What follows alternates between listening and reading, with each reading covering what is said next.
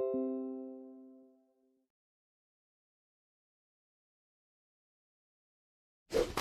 of the morning to you ladies, my name is Jacksepticeye and welcome to my friend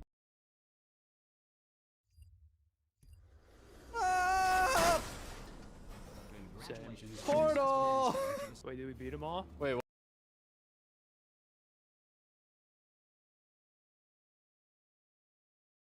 Fuck off. Around, we don't care. YouTube algorithm took a dumpster dive.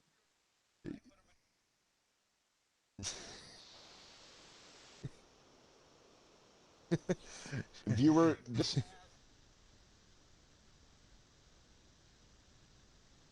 Okay, what's going on? Who can't? Oh, oh, they can't hear you talking in the stream.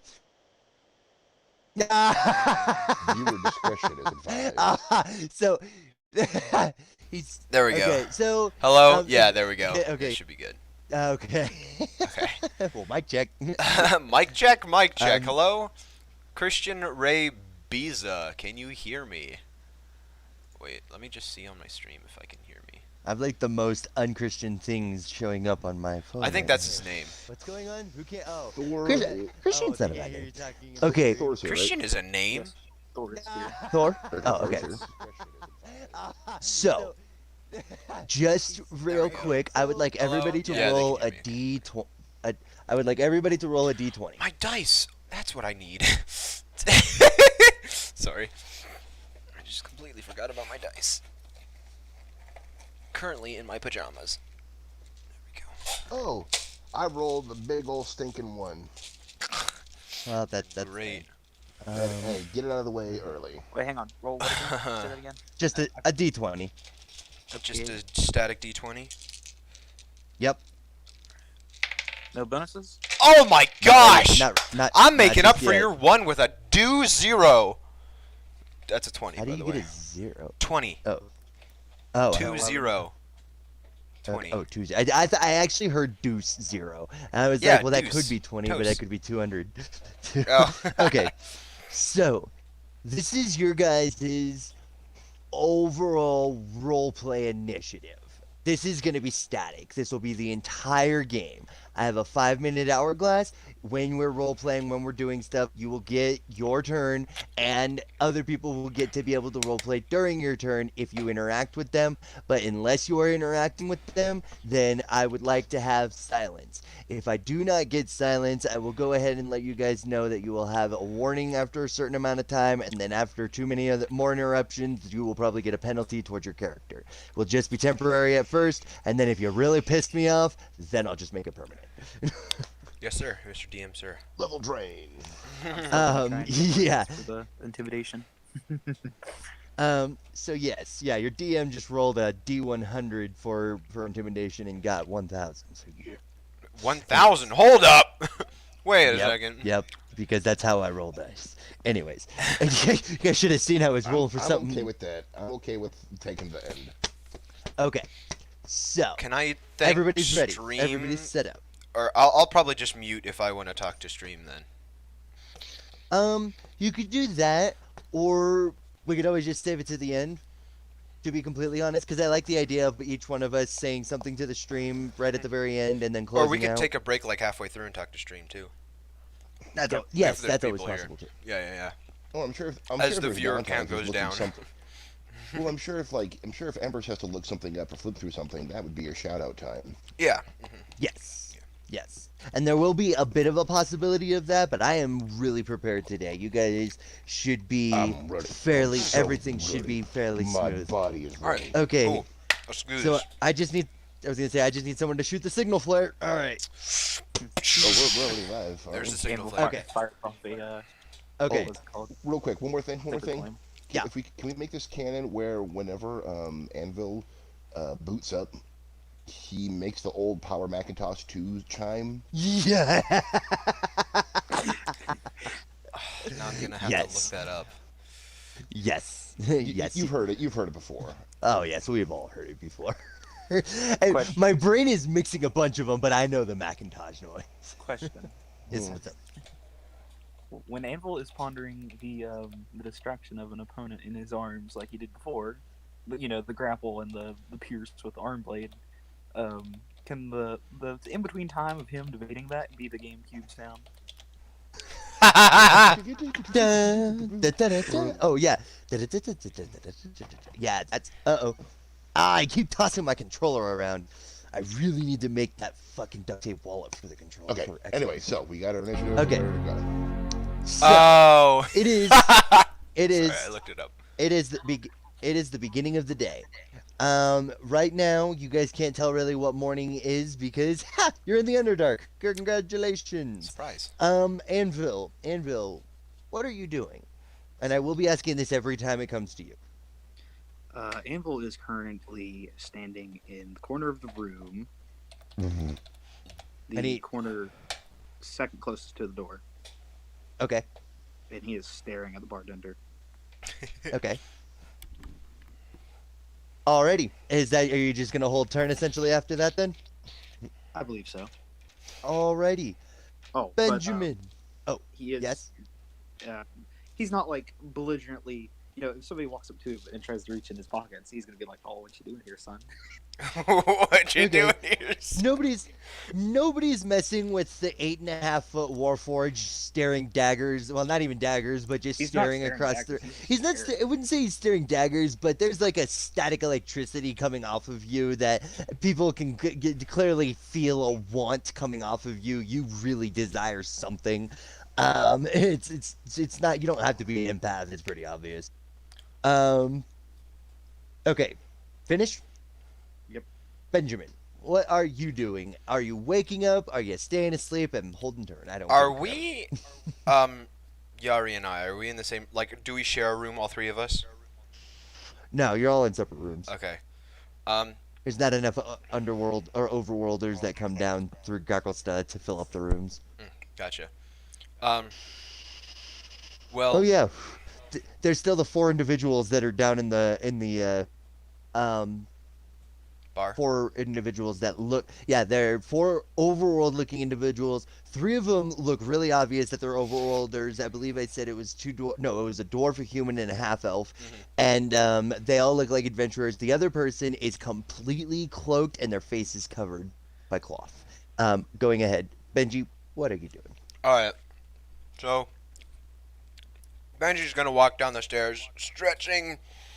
Oh, what a beautiful morning it is! With his jammies hanging halfway down his pants. It doesn't really matter, because it doesn't matter. And his, like, helmet is, like, lopsided on his head. The bartender hucks a wooden mug at you from across the room. He rolled. Donks me in the head. He rolled a 13 against your AC. Yeah, it just claps me in the head. I'm like, oi! Oh! All right. It's early in the morning claps for you in- this. You take 2 non-lethal damage. Non-lethal damage just knocks you out. You can die at 0. You don't die at a regular 0. You don't die at non-lethal 0. You're just unconscious. Okay. He kind of puts his both hands on the counter and he's like, "It's too early in." No, yeah, actually, I really like that. It's too early in the morning to be yelling like that. Oi, He just oi! I glares- just he stretched, glares mate. at you. Oh. Ugh. He just shakes his head. His white beard just flopping back and forth from side to side. I'm just gonna plop a Closes silver. his eyes. He reaches Oh, sorry, go. reaches down, grabs another cloth. He starts wiping down. Okay, are I'm you doing gonna- anything? Oh, I'm are gonna you doing amble anything over else? to the bar. I'm like, "Hi, mate. Good morning." I'm gonna slap down a silver. I'm like, "Just give me whatever." Are He- you sure about that? He walks over and he looks at your coin, and he gives it a very strange look. And he pulls out his monocle, same fancy one. Looks at it, puts his monocle back. He just throws it. He's like, "Overworld, yeah, overworld coin's no good here." I thought you were the only overworld tavern here. Oh, come on, mate. Come off it. Fine. He pulls out a cane from behind the counter and taps his sign, and it straight up says in common, underworld or underdark currency only. Fine. Yeah, that, Do we have that any with Underdark before? currency? Do we have any Underdark currency? That's what I was about to ask. Genuinely? How have we been paying That- before with others? Yeah. That would be a solid no. Actually, Because I- well, we would have Underdark money because Badgie sold that stuff, right? Remember, Badgie sold that Yeah, stuff, so therefore we would have Underdark money. You would actually have Underdark money. That is true. So okay, go ahead and retcon that back. He takes your. What did you ask for? No. Let's say I did put an overworld silver. I'm like, oh, all right, and I reach into my bag and I pull out. Just squint at it, tooth it. Will this work? And I slide it to.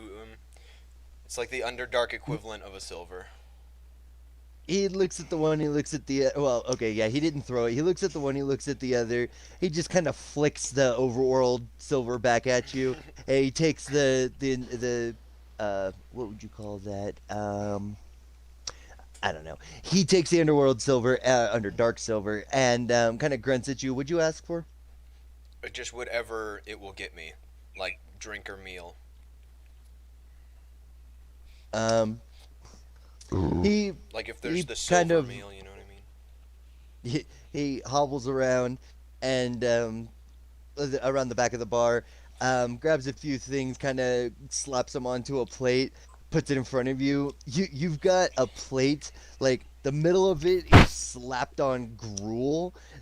On the side is a roll that looks very grayish, concrete colored, and on the other side is a meat sautéed in some kind of sauce, and you don't know what kind of sauce it is, you don't know what kind of meat it is, and when the smell comes up and hits your nose, you're not sure if you're sniffing the backside of an overworld boar's ass or if perhaps you've actually stuck your head like deep inside of a chicken coop.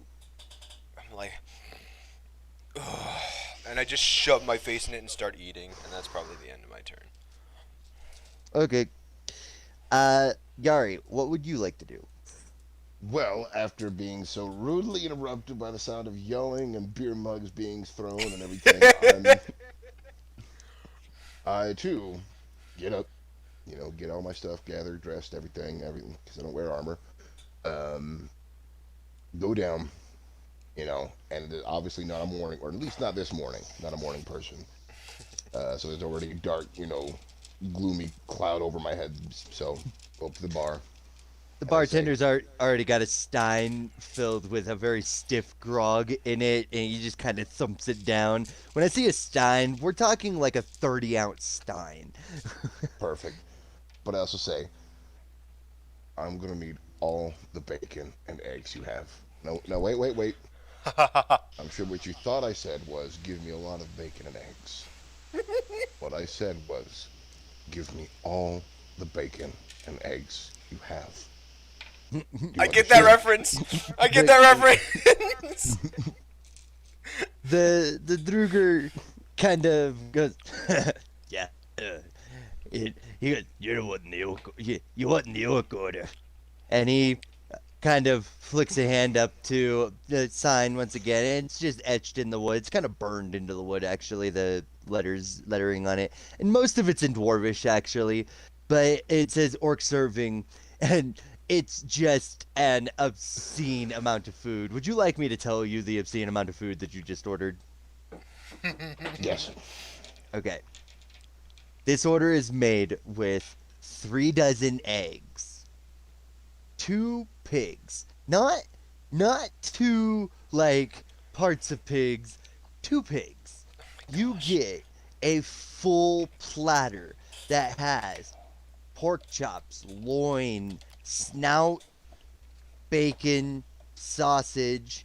The sausage described onto the board is actually a mix of overworld and underdark pork that has been ground together to make a very unique flavor. It comes with 2 orc steins. One is just pure, straight, bottom of the barrel, strongest they have grog, and the other one, ironically, is just straight up orange juice. I'll take it. And then and then a massive loaf of bread, just right on the side. Okay. Well, all right. First off, I point over to the thing. He says he's paying for it, and is the meal in front of me? Yeah, he slowly, ever as I was saying it, he's been slowly putting all of that in front of you. Okay, I take the loaf of bread and I keep that for later. Okay. It's a And- full ration itself. Okay, So still, I'm taking it with me. I've heeded the writing on the wall. this meal probably equals roughly about 4 rations. The whole Okay. thing. Well, apart from the bread, I'm eating everything else. I don't care if I have to make a Constitution check or not. You're gonna eat it all. Yep, I'm going Goku on this. I have a question. If I what's may. Are you sitting next to Benji? Sure.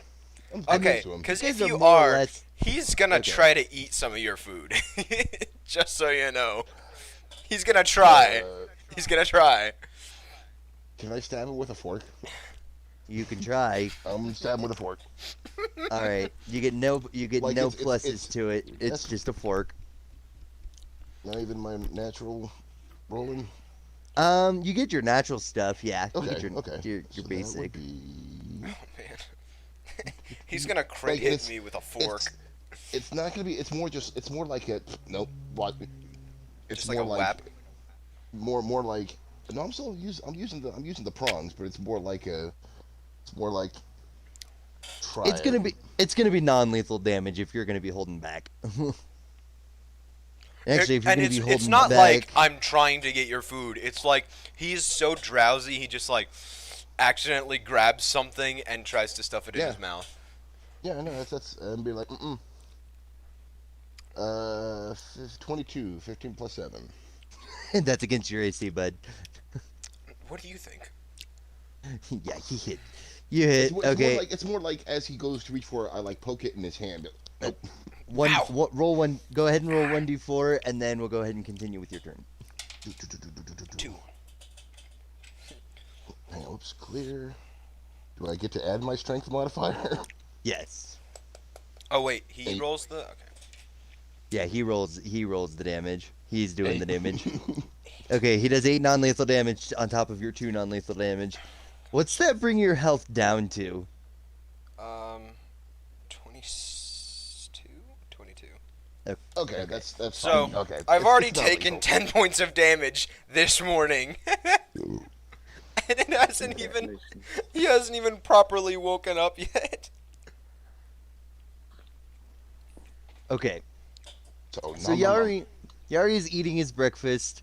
Anvil, I'm gonna guess you're probably just gonna stand still all day, aren't you? Yeah, Anvil's just gonna stand still. He's gonna watch closely though as the who comes in and out of the bar. Okay. He wants to know exactly everyone who's going in and out of that bar, but while Okay. he's also watching the bartender. Okay. He's in 2 separate directions. No traffic right now. All right, Benjamin. What are you doing? After Yari gives him a little love tap, he's gonna be like, "Ah, oh, you're gonna, that stings. Don't touch my food. Fine, gosh." He's gonna lick his plate because he finished his food, and he's gonna shove it back over to the bartender. He's gonna get up, Okay. stretch, and he's gonna just look around the bar. Who needs my attention today? And is there like a stage area? No. Oh man, okay. I'm gonna walk up to. If you're trying to perform, you could go out just right outside. The Underdark might not like Fey music. Okay. I'm going to walk up to the half elf. Say, "Oh, how you doing today, bud?" And I'm just gonna pull up a chair and sit next to him. Hey, bud. What you here for? What are you in for? What do you mean? A sneer comes across the half elf's face, and they reach up and they lower their hood down around their neck, and she whips out her hair and glares daggers at you. Standing up, she walks across the entire tavern and sits at a different table, not even saying a single word to you. This happens every time. Ugh. He says that in character too. He's gonna get up. Oh, Lassie. Is it something I said? Okay. And I'm gonna walk. There's an elf, right? Yeah, there's an elf, a half elf, and a human. Or, Okay. Is that what I said? Yeah, Yes. no, it's a dwarf. It's a dwarf, a human, and a half elf. Okay. Sorry. What are the genders of the human and the dwarf? The human is male, obviously male. There's a big beard on his face, blonde. Dwarf, you can't exactly tell, but if you were going to go ahead and make a perception check, just to take 10 perception check, you could hazard a guess that it's probably male, just because of the way that his armor is on his body, and it is armor. Oh, okay.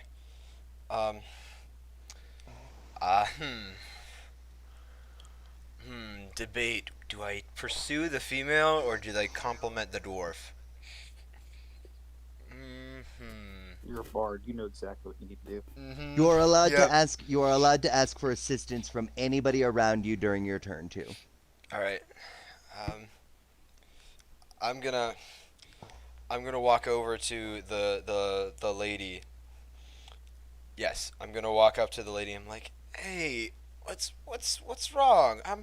I'm just trying to say hello. Good morning. How are you? What are you in for? Like, what's Her eyes move back and forth, left and right, and she gets a really annoyed look on her face. She bows her head down, putting her hood back on, and she's like, "Shoo, you stupid Fae! You're gonna ruin everything." His eyes go wide. He's like, oh. He's gonna pull his helmet down, like, properly, pull his pants up, and then, like, sit down and, like, scooch real close. I'm like, ooh, what are we doing? Is it a secret? Her eyes actually kind of widen a bit, as if she's like in shock at the fact that you would even do such a thing. And Can I roll, like, insight or something? yeah, you can go ahead and roll insight. Okay. 12? If you could, probably do a persuasion check or something. With the 12 insight, you're able to tell that she seems a bit jittery. She's sitting still. She's got some serious training going on behind her, but she is very obviously not liking your presence nearby, and you're for some reason making her intensely nervous. As you're looking at her in kind of a discerning way, she looks at you, kind of a pissed off voice. She's screaming at you with the way she's looking at you. She then, her eyes then dart across the room in 3 different directions. Though your insight was not high enough, and your take 10 perception is not able to discern whether or not where she is actually looking. Can I like You can do the do casual like lean back and look like What? where Why don't we go ahead and get you some more D&D training instead of can I? It's I want. Okay. I I want want to. All right. I'm gonna like lean back, right, and do like the quick survey, like the cool survey around the. If you guys can see me, right? He's just like doing this, you know. Go ahead and roll a perception. Go ahead and roll a perception check. Come on, be good to me. Oh, come on, are you serious? Perception. 9. Yeah. I'm just trying to your look quick where she. scan, Yeah, okay. Yeah, your quick scan looks across the room, and you're like, she could have looked at the bartender, she could have looked at someone passing outside, or maybe there was a bug in the air. That's what you perceive. And be like, I'm gonna lean in again and be like, all right, what is it? You can tell me. It's fine. Can I roll like I don't know. It's not really deception. Persuasion. Persuasion. Yeah. Persuasion. Like I said, you can ask for help from anybody. Yeah.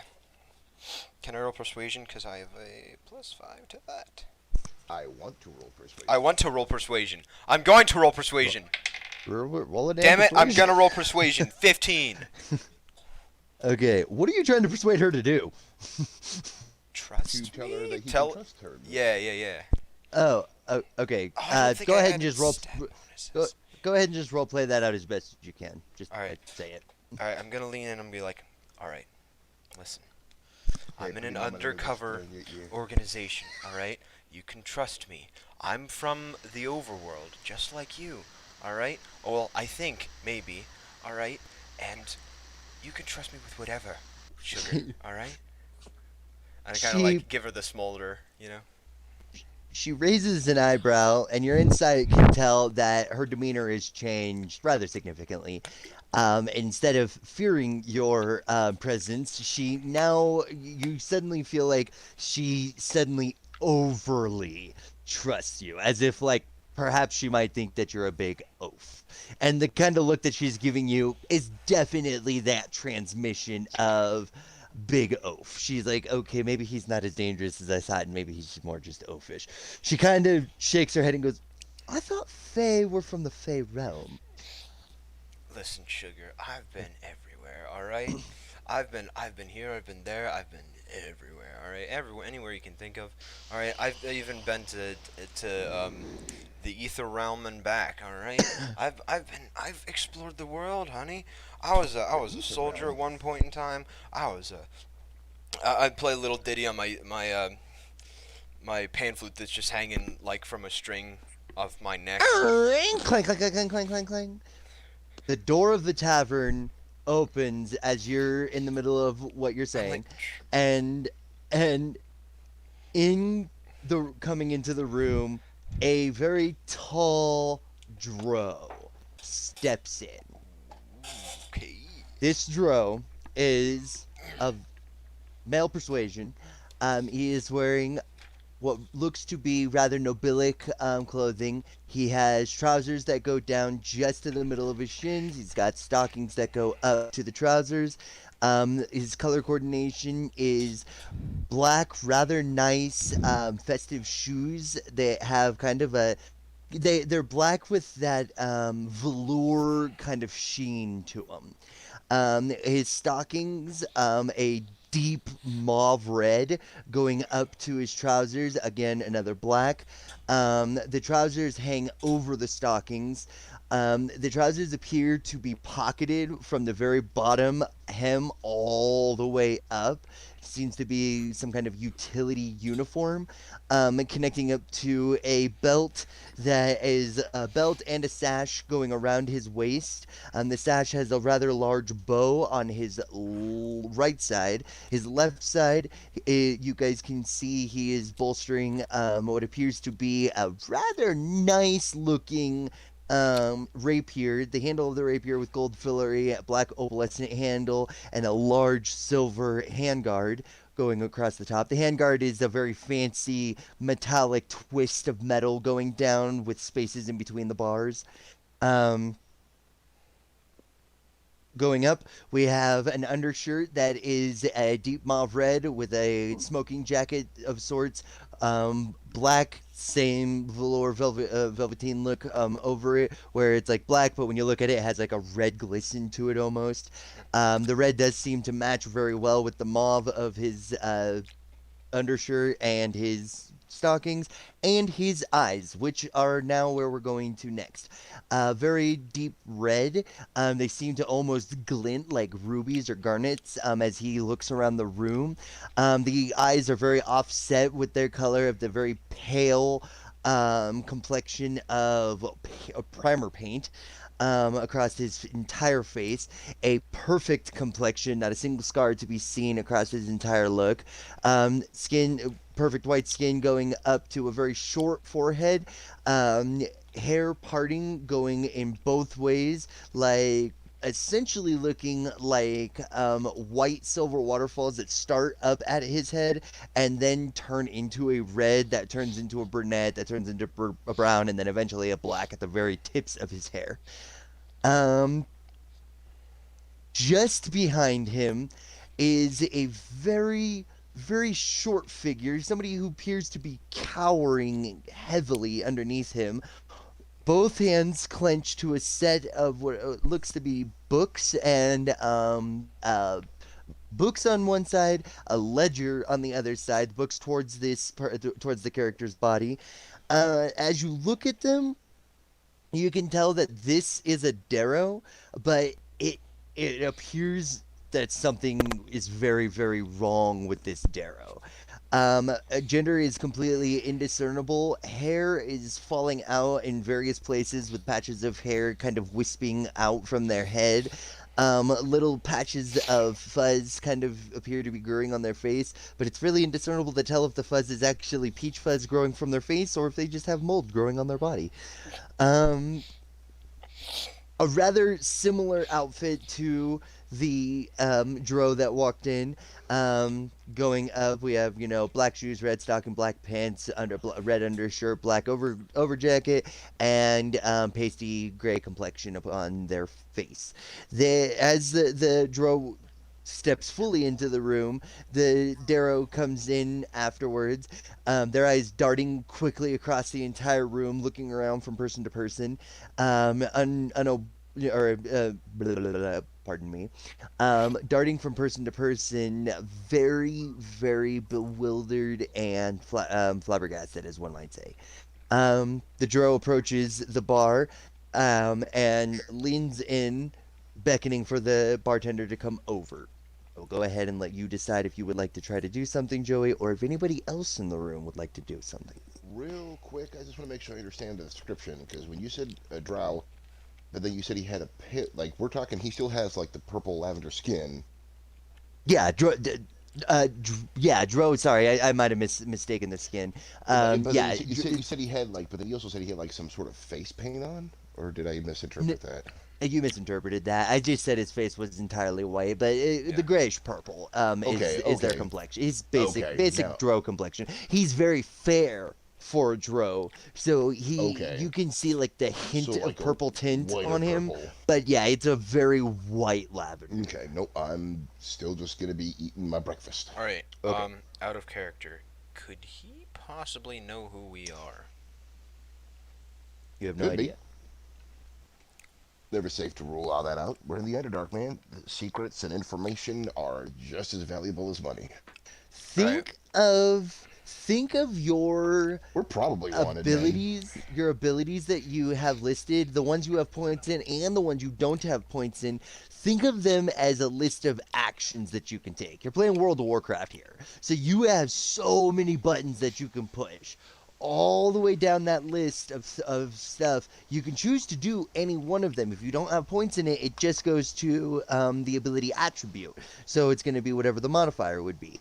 So if you want to know if he recognizes you, roll a perception check. I want to be well fed at the end of this breakfast. You're going to be very well fed. And yes, it's going to take you a little bit of time. As a matter of fact, it's probably going to take you to the end of this hourglass. Starting to think this was longer than a 5-minute hourglass. Shit.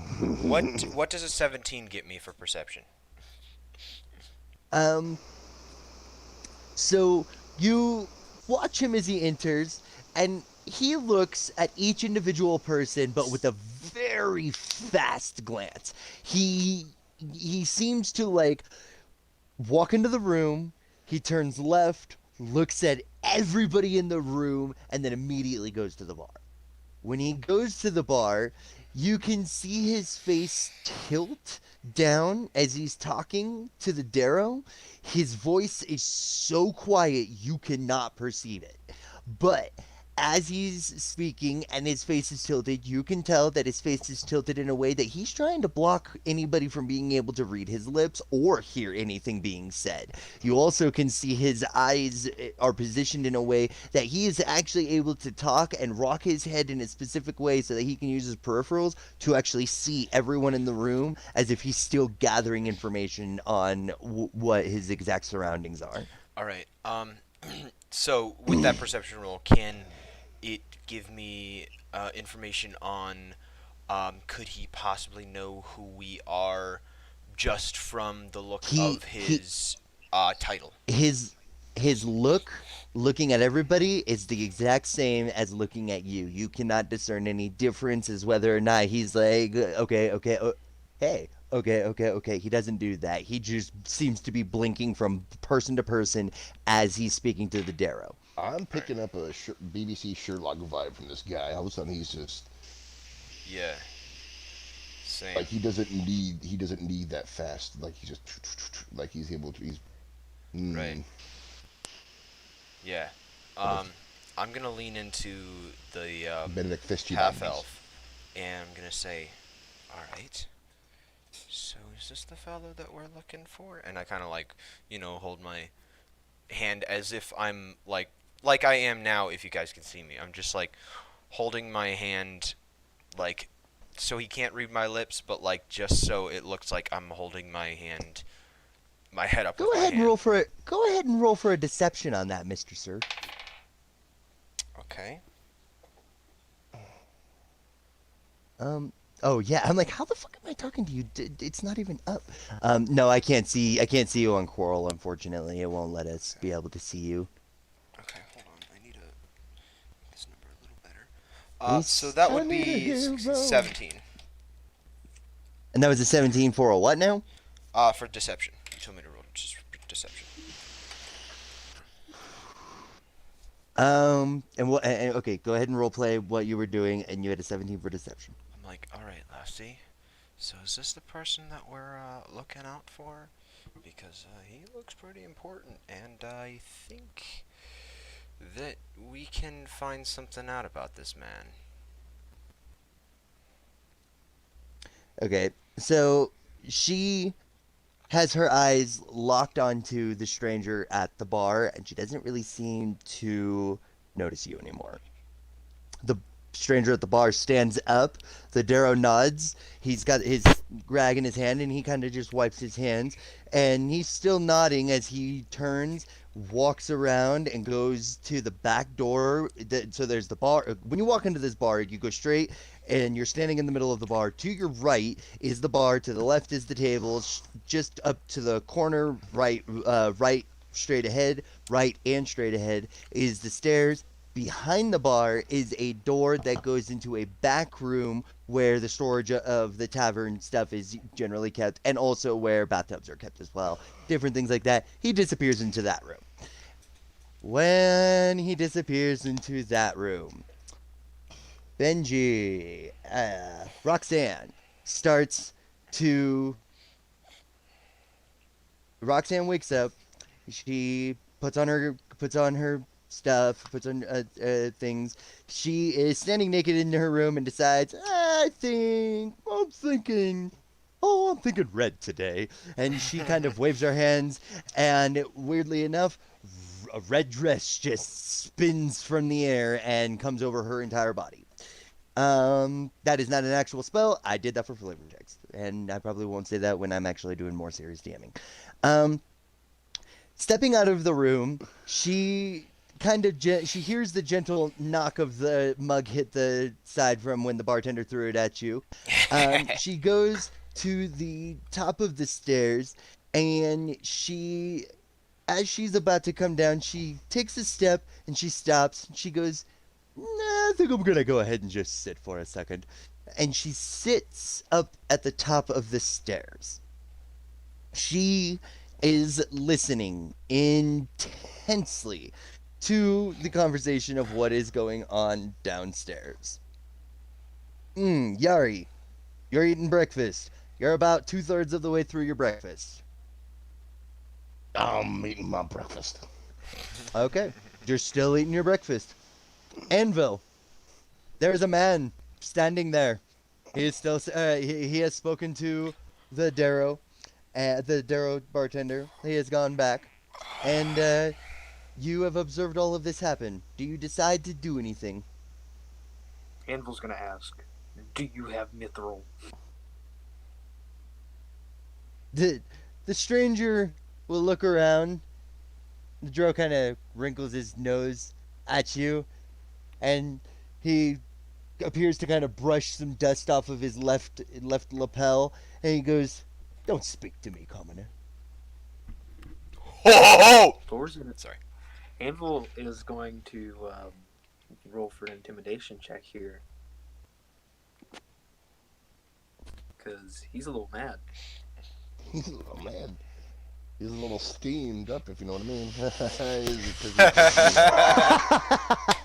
I like it. Oh my gosh. Get it? Because he's a Warforged. There's steam-powered Warforged. Yeah, I know. I've seen the pics. Seduce the dragon. Okay. Sorry. So, Sorry, hi Tim. do you want to you want to roleplay that out? Anvil's going to extend his arm blade on his right arm, and he's going to ask him, do you want to feel the pain of a commoner?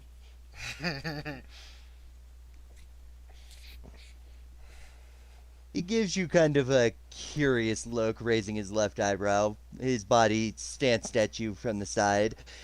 And he kind of turns his left foot so that his body is just a tad bit smaller in your vision.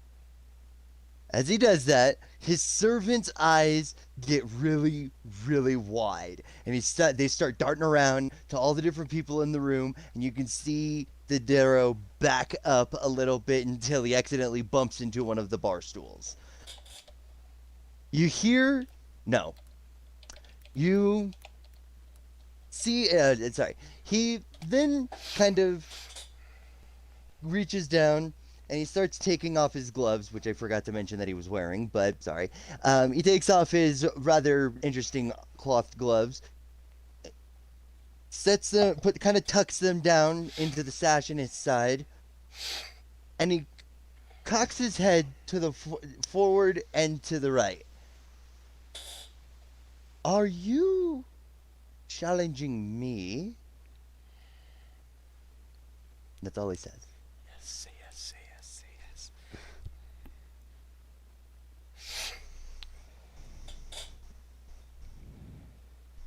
I think he's on mute. Uh-oh. Thor. Thor, you're on Hello, mute. Thor?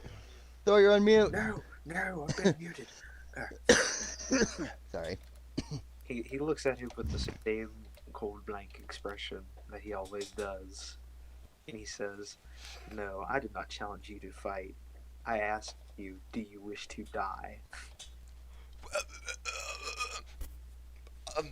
The commoner closes his eyes and he takes a deep breath. Did I say the commoner? Sorry. Yeah. The Dro closes his eyes and he takes a deep breath, his head kind of swelling back, and he just shakes his chin slowly back and forth.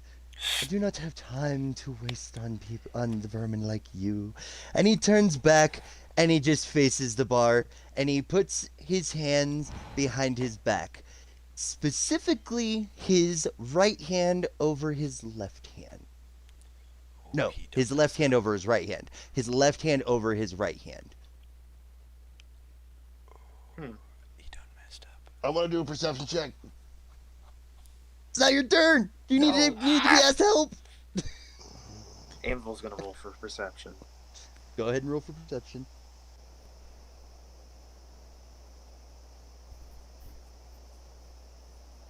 Eight. Good old Ocho. So, yeah, you perceive nothing. You perceive nothing. Left hand over right. Left hand over right, yep.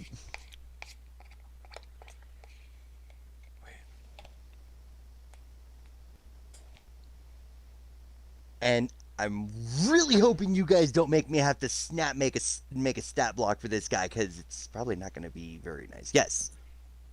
Yes, Mr. Bard. I just so I don't have to remember it. Yes, okay. Should have a notes channel. That would be a great channel. Well, that's what the general's for, I feel like. Yeah, that actually is. That's a good point. And after Okay, Tim stops dying. So yeah, right. So Don't he say just responds to you that he doesn't have time to deal with vermin like you. He turns and faces, and he has his left hand over his right hand folded behind his back. His arms behind his back.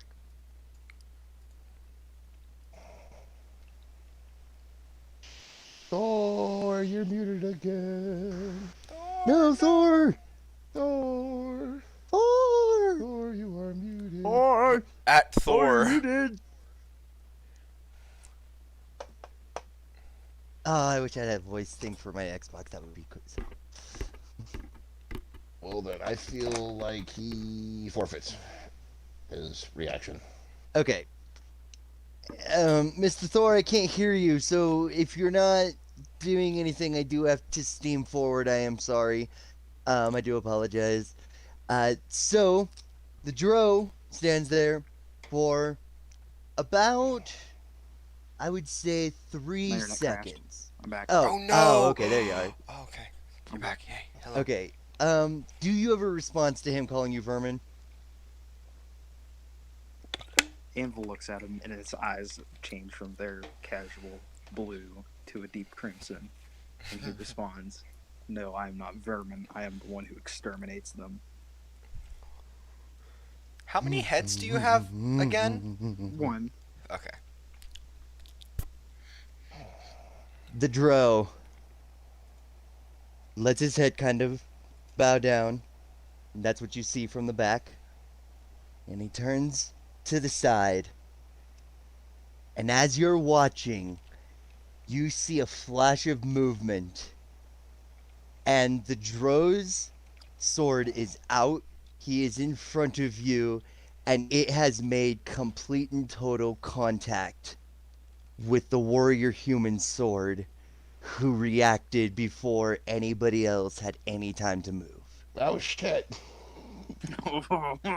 There is a split second where the air feels as if it's been sucked out of the room just before absolute and complete and total chaos ensues around the entire room. Well, breakfast is done. Wait, so what happened? The fighter blocked the rapier? He did. The fighter human. blocked the human fighter NPC blocked the NPC Dro's attack on Bard. On Oh, Anvil. you've been on On Anvil. All right, on Anvil. I did say the wrong name. I'm sorry. I will try not to do that. On Anvil. So, my Oh, I heard my quote. okay. Hello. Oh, Hello, oh. I hello. thought my coral crashed, but it did not. Okay. Oh, okay. Can you still hear me? Yes. Yes. Yes. Okay. It's really being upset right now. It doesn't like something. I don't know what's going Probably on. because I typed a message in it. No, because Anvil's been doing rolls and it's been just fine. So I don't know. Okay, whatevs. Well, so is it Um, good so- old roll for initiative? It I mean, It is Anvil ro- can diffuse the situation instantly if you want him to. Well- okay. And You know what? non-lethally. How about you not defuse his head from his shoulders, please? Oh, trust me, I wouldn't even have shoulders to diffuse at that point. Yes. Go ahead and roll for Roll for initiative, Okay. Oh no. and then hold your initiative number in your head, and then I will call out. And then he's gonna. It's gonna be like a magic trick. Just keep it in your mind. Poop. Oh wait, no, his was. That's really. You rolled a 3. Ugh. Okay. Do I have right? Yeah, I do. All right, It's your Benjamin. Yeah. Would you roll for initiative? 13. All right, and Yari, would you roll for initiative? 12. Okay, so that's actually almost in order. Cool. So, beginning of the round. As he disconnects. No! Why? Beginning of the round. Done. Over. Nada. Zip. Zero. Ah. Next time on Dragon Ball Z. Yeah. Next time. Oh. Oh man. He'll be back. Oh yeah. He'll be back. Oh, We made it man. this far. I'm surprised none of us died just yet, because that's the reason I was just sitting. I'm just gonna sit, eat my breakfast, wait till one of these two do something, I'm just I thought enjoying- you were gonna enjoying- follow the Dro back into the room, Thor. That's what I thought you were gonna do. No, I'm about to lay the grand slam salami. And welcome Bim to bam. the Wham gym. bam. By the way, thank you to Tim Tam the Mean Man. Hi Tim. He's a friend of mine. For watching. Isaiah Rivera Flores. I don't think they're watching now, but you're on YouTube. Hello. Welcome. Welcome to Jack Mango. I think he left though. Jack Mango commented earlier in the stream. But Hey, you, what you gonna do? Hey, you, what you gonna do? okay. Are you done? No, No, it's we're part not of done.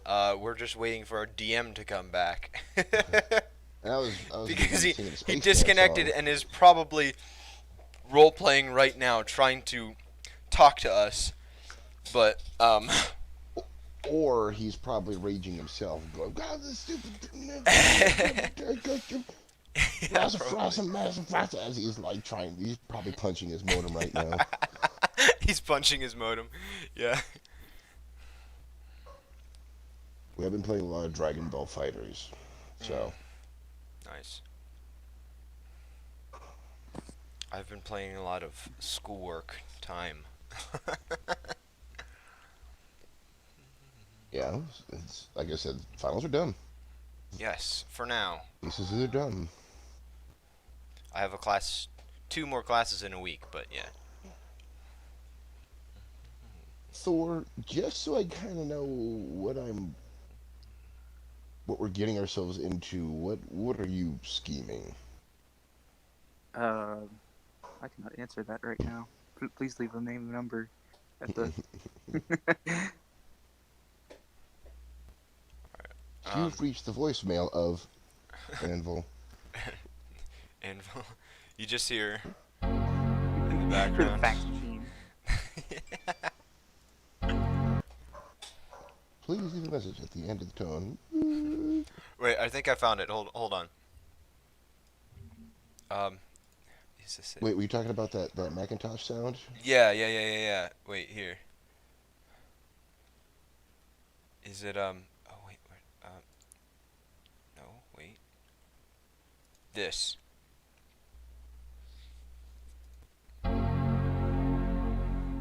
I can hear it. Ah, no. That. I still couldn't hear it. Oh, come on.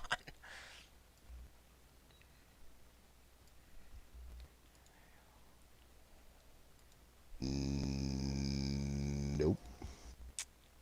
Hold on. I mean, dude, I know what the sound is. Trust me. I know what the sound is. Oh, Oh, Oh.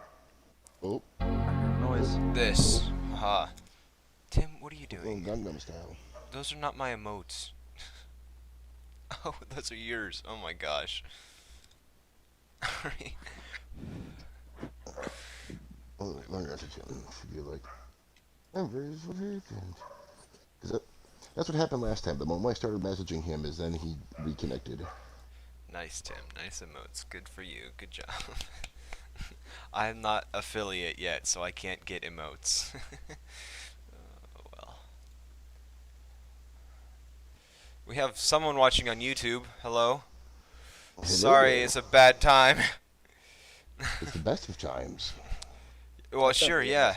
Hello, talk to us. It was the best of times. It was the worst of times. Yes, indeed. Oh. See? Oh. There we go. Ah! There you That are. was weird. Okay. What He's part back. of the description did I lose you guys at? Okay, it's you- battle time. Yeah. That's pretty The much it. worst possible time. Wow, Yeah. I went through that whole description. Okay, that's good though. That's actually good though because now I'll be able to do it better. Oh, It was a man. dry run. It was a dry Okay. run, guys. Yeah. This is playing all along. Okay, so first round, everybody's here. Sound check. Yes, ABC 1 2 3. ABC. Bart. Easy. Call Mr. Bart. 1 2 3. Mr. Bart. Mr. Bart. I Mr. can Bart. Skull. Okay. Skull. Okay. So, There are 4 NPCs standing in this room. Beginning of the round. The sound of the Dro's rapier making contact with the warrior's broadsword leaves a ringing ting throughout the entire tavern. Each person is left for a second, in a room that almost feels like a vacuum. The pressure just seems like it's almost sucks the air out of your lungs with the intensity of the fighters that are now all standing up.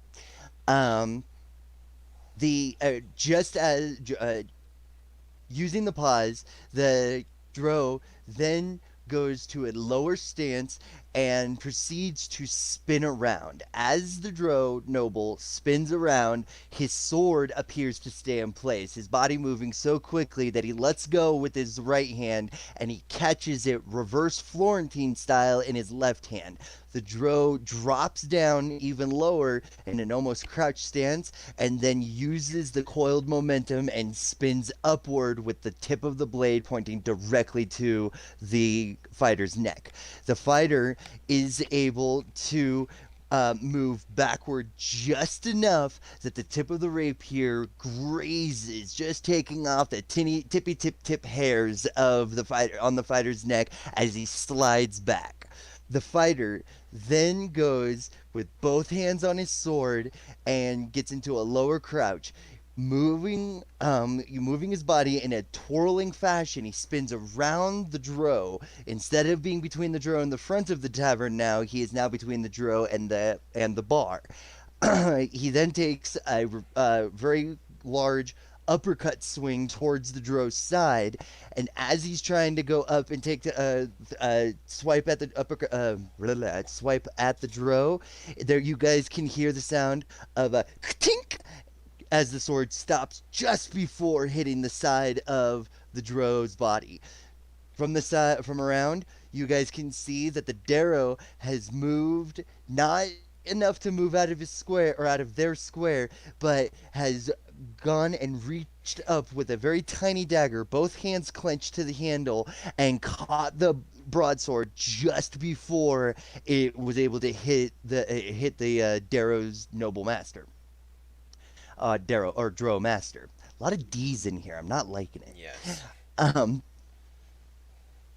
The tink is kind of heard, and everybody's a little bit surprised and looks at the Darrow. And as the Darrow looks back up in surprise, the half elf then stands up, her left hand reaching across her body down into her right pouch. Into the right pouch, she pulls out and produces rope. And as she's pulling out, it's rope and more rope and more rope. And you guys can recognize that it is a rope net. But this is not any rope net like any of you have ever traditionally seen. This rope net has a connection of a sheet of chainmail across the entire netting itself. The half-elf woman then takes her hand and swings it very quickly and hucks it as hard as she possibly can at the Dro noble. The Dro noble turns, caught off guard, and is caught by the net, hitting him and taking him down to the ground, rendering him prone and entangled. The half-elf kind of doing a bit of a whooping, yes, pulling her hand, making a fist and then pulling it down. She smiles and looks over to the dwarf. The dwarf then goes, you guys can feel it as he does it, the sound of a and then all of a sudden it just and the air makes everybody's eyes the sudden burst of air around makes everybody's eyes blink, and this dwarf's just raging. We're talking about a complete and total change in skin complexion from a rather light fair complexion to a deep red purple mauve that it blossoms from the cheeks and then moves out around the eyes and mouth, veins popping and connecting all around the neck and the wrist areas where you guys can actually see the skin of this man. He moves forward with both hands, wraps them around both of the chainmail rope net and the dro, picking them up. As he picks them up, he turns and he smiles, nodding to the half elf and to the human, all of them looking rather satisfied with themselves. The Darrow looks, the final turn for the NPCs. The Darrow looks around in complete and total terror, slowly backing away from the three adventurers who just caught his noble. He drops the dagger, his hand shaking from side to side, and he then hits a stool, knocking it over and falling over onto the ground, gently, still slowly backing up, not gently, fervently backing up until he hits the wall. Stopping at the wall, he calls out, "Master! Now! Should I now?" And you hear from the inside of the chainmail net, "Yes! Yes, Smite, do it!" And the chainmail, the Darrow suddenly seems to stop shaking. They stand back up. They reach for an amulet on their neck, and they go and rip it down. Rip it off his neck. They rip it off their own neck. They then toss it across the room as far as they can, towards the adventurers, but away from you guys. Except for Anvil. It actually slides to be about roughly an Anvil square, actually. There's some. Can I react to this? Yes, I was actually just about to ask. Does anybody want to react to this? Oh, I would like okay. to- It's Okay, a reaction. So if you want to do something too, you can, Benji. I want to kick it right back at that little dude. Go ahead and do a Athletics dex check. I would say a dex check because you're aiming at the thing and you're aiming the thing at him. So yeah, it's a dex check. It's not a hard one, but it is a dex check. Roll a 6. Wait, no. Well, go that was the ahead. wrong character. Hang on. Wait, I'm that's Thor Odinson. That's Thor Odinson. Hold on. wrong. Oh person. yeah, that doesn't add any of your things to it, does it? Oh yeah, okay. I rolled a 20. And- Oh, Oh, holy 19 plus balls. 1. Okay, okay, okay. So, Um, I'm not between the half elf and the bar as I thought I previously thought I was. no, you moved to the half elf and you sat next to her. Yeah. That was the last place that I had you at. You got the half elf. So the half elf, you went and you didn't sit next to the half elf the first time. You said something to her, bothered her, and she moved across the tavern. Then you followed her across the tavern and sat next to her and started trying to make chitty chat with her, and then this shit started going down. Okay. So I'm still sitting. Mm-hmm. Next to her while she's standing. Right. The Darrow. Then Wait. Oh, can I use that as a? Oh no, I can't. Okay. the Darrow. Okay, so the amulet slides across the room and lands right in front of Anvil. Anvil's like, Quack, quack, "Ew, quack, quack. a frog!" And he kicks the amulet back across the room, sliding it right back, just to the feet of the Darrow. The Darrow looks at it, really terrified, actually, and he starts backing up until he falls over yet another stool. As he's backing up, you guys start to feel and hear like an electronic static buzzing, just like coming from the Darrow. Now, I do need to find my phone because I did have this little thing set up, so I have to actually find it. Because I know what he's doing, and I know what Anvil must do. I'm doing something that's not exactly part of D&D, but it is also actually a part of D&D at the same time. So saying it like that's rather bizarre. I understand. I'm sorry about that. Every time I look around, it's in my face. Wait, what are you looking? I'm looking looking at what's happening here. Because it's actually pretty awful. Oh, wait a minute. No, I know. I remember exactly how I was going to do this. This little guy gets something from the book. So, I can actually still describe this. So, I don't know.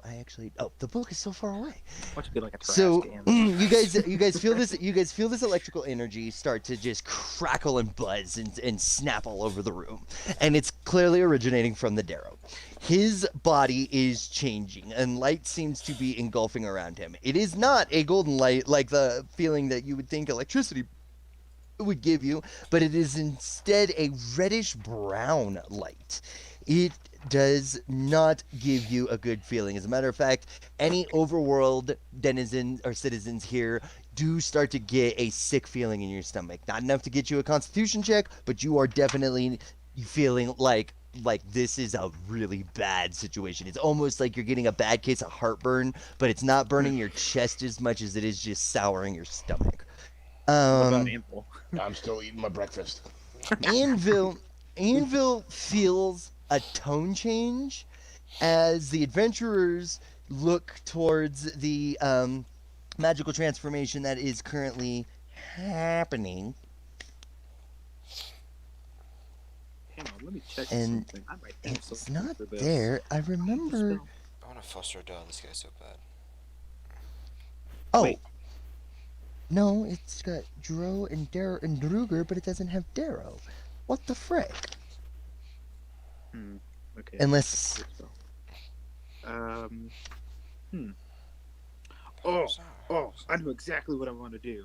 I want to run up and I want to grab the chainmail person, and I want to cast mending on it and make it a big ball. When it's your initiative, I will go ahead and let you do that. Because that sounds fun.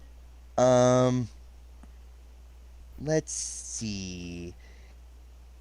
Let's go ahead. I think I know how I'm gonna do this.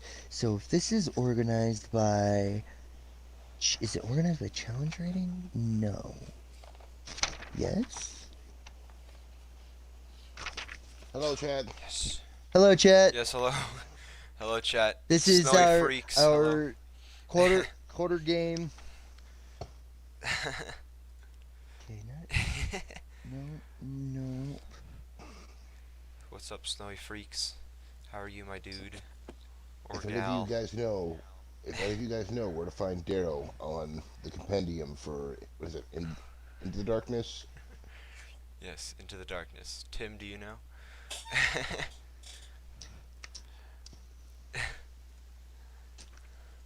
Yes, hi So- Tim. Hello again, Tim. Okay, this is There are some who call me Tim. Tim. Okay. So things are about to get bad. So you guys feel the hot electrical static buzzing around, and you can feel the pressure start to really affect your ears, actually. Question: does this affect me since I'm Fae? Yes. Okay. And Yes, this affects- does, This actually. affects me too, right? This does affect you, actually. Yes. Okay. Um, And remember, the Darrow starts to bulge and crack in parts of its body as it seems to be expanding out really grotesquely away from itself, its core. The legs and arms kind of mold into it, and the head rises up as the neck gets longer. You can hear the Darrow start to scream in horrific agony. Its little hands flailing as they're being absorbed into the brownish red mass of what it's becoming. I don't actually get a good description on this thing right here. So, Make may up your actually- own. I can just make up my own, and I think that's a really good idea, actually. The mass the screaming kind of turns into a modified, distorted scream where it's almost like as if other voices started to join in with the Darrow. Um, from the middle of it, large bumps start to kind of come out, and then two stumps from the bottom of it grow, while two stumps from the top and one stump in the middle. The stump in the middle grows up, and then goes out, mushrooming till it's got the very top. Two eyes split open from inside of the stalk, which would appear to be just above what is a neck. A mouth splits, and there doesn't really appear to be a nose, but there's a sound of a ragged, haggard breathing coming from it. Along its shoulders, the same similar shaped mushrooms appear, growing down its arms and down its back, down its sides, down its legs. Each of these mushrooms appears to be a different type of mushroom that actually grows here naturally in the Underdark, but the being itself has an entirely different look to it from anything you guys have ever seen. Breathing heavily, it takes in a very deep breath. And as it takes in a deep breath, the female half elf screams, "Everybody get out!" I'm running. I'm going out the door. Jumping over tables, I'm sprinting away. Nope, I run outside the tavern. Anvil's gonna Okay, do something go ahead. very bold. Everybody give me dex checks for that. Actually, I want to make an athletics check because the Anvil wants to do something in particular here. Not 20. Can I also do an athletics? Because that'd be better than my dex. Oh, mother fudge. I rolled a Oh, nat no, 20. Anvil's not running. Okay. So the satyr bolts. He is out the door and down the block. What'd you get, Bard? I was gonna say, can I use an athletics to get out of dodge? Versus the Yeah. dex? Yeah, I will go ahead and, especially since you're a barbarian. I think that's just the 19, basic. 13 plus Okay. 6. Okay, yeah. You were able to bolt out without running into anybody and getting trampled or anything, or trampling anybody. I grab one more piece of food before I grab. Yoink.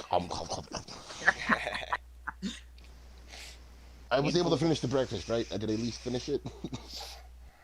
You finished most of it. Damn it. Okay. There was still a giant hunk of pork shoulder that you had Next to time, get catch it. I'm gonna remember that. Okay. I never got to finish my breakfast. The adventurers all take off as well, following after the satyr and the barbarian dwarf. Anvil. Which one? There seems to be two of us now. There is two barbarian dwarves, yes.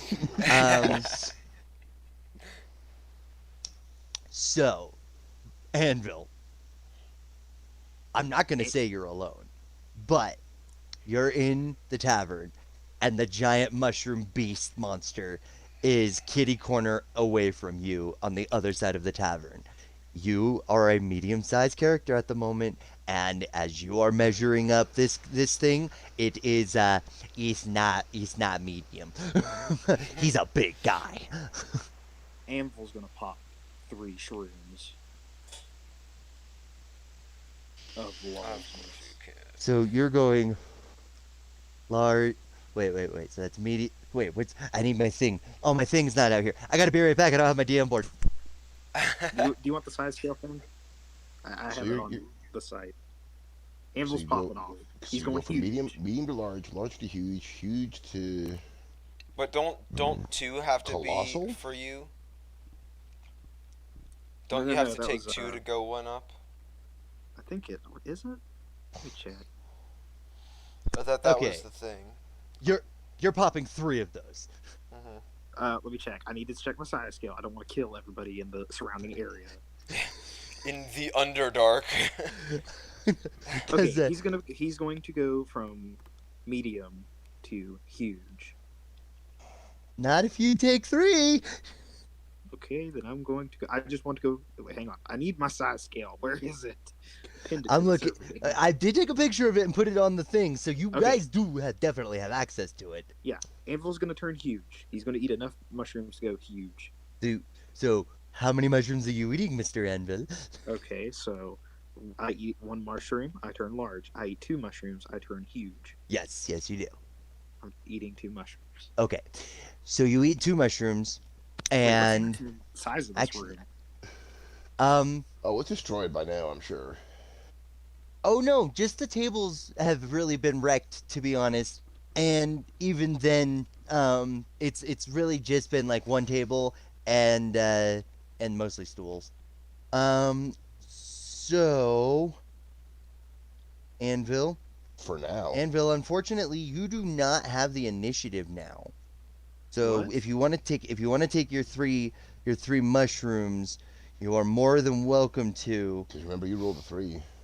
Yeah, you rolled a gnarly low number. So it is actually Badgie's turn. No, Benjamin's turn.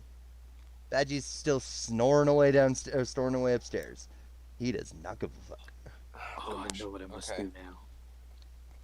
All right. So you're outside the tavern. Are you holding action? Are you gonna try and do something? I kind of want to press this half elf. I really want to fuss or daw him, but I don't think that'll work because it'll just destroy the whole tavern, maybe. When I say that, I mean Thunderwave, by the way. Yeah, and I'm already out of the tavern, so. Okay. So then we'll go ahead and bounce to. Oh wait, Oh yeah. can I cast True Strike on the mushroom monster? You're not close enough. You have a wall between you. Okay. You have to see it. Okay. So, and the windows are not clean enough to be able to see through, unfortunately. You can see a figure, but you can't actually see the person. I'm holding my action. Okay. Alrighty then. In that case. Wait, no, you could have done something to save me. Oh, wait, I cast Bardic Turns Inspiration. over! Turns No, over! no, I never said turned over. Turns no, over! No, Turns no, over! no, no, no. Turns over! Turns over. I accept it. Oh, fine. Okay. So. I keep forgetting I'm a bard. So.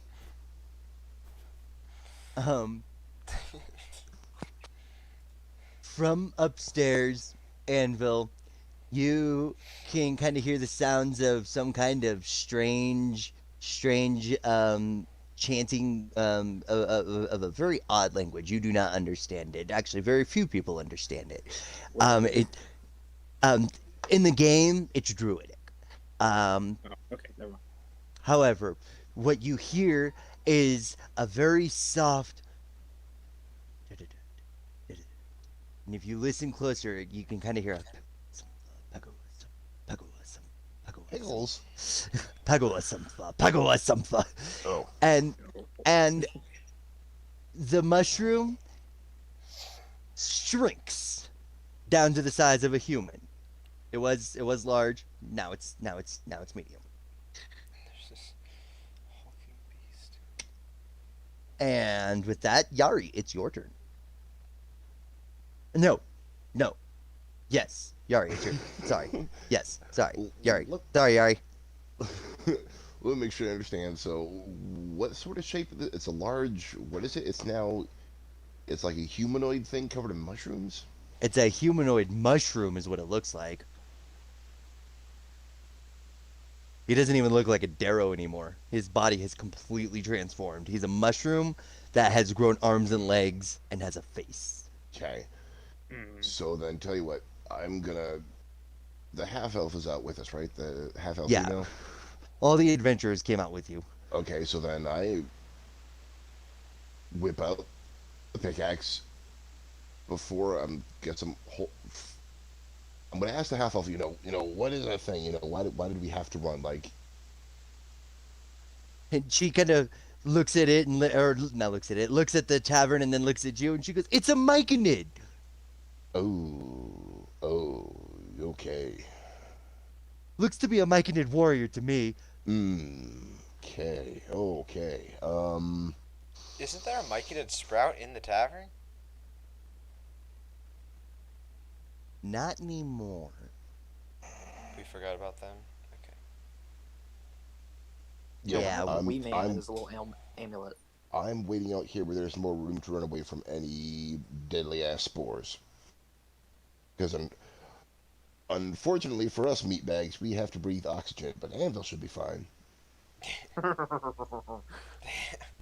Horror, horror, horror. And he's resistant to poison. I'm holding my action for now, but I'm just waiting for somebody to come, like some wall to come flying down and somebody gets thrown out the building. Or at the building.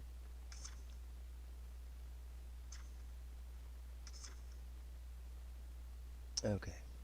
Tired of go away. Tired of seeing you is what I'm tired of. Okay. It is okay, I see. So Be waiting for Okay. somebody to fly in that building. Okay. And then hold that thought. Keep it, nurse it, make it into an adult thought. And in that meantime, we will go ahead and go from your initiative up. So everybody go ahead and roll for initiative. I guess I should actually set this up in the tracker. So I just need to remember the numbers. Okay. Wait, I still not done. I still haven't gone yet. Oh yeah, he is. Oh yeah, you were gonna eat your mushrooms, correct? Yes. Okay. So you pull out the mushrooms, you eat the mushrooms, and you still have a main move to do.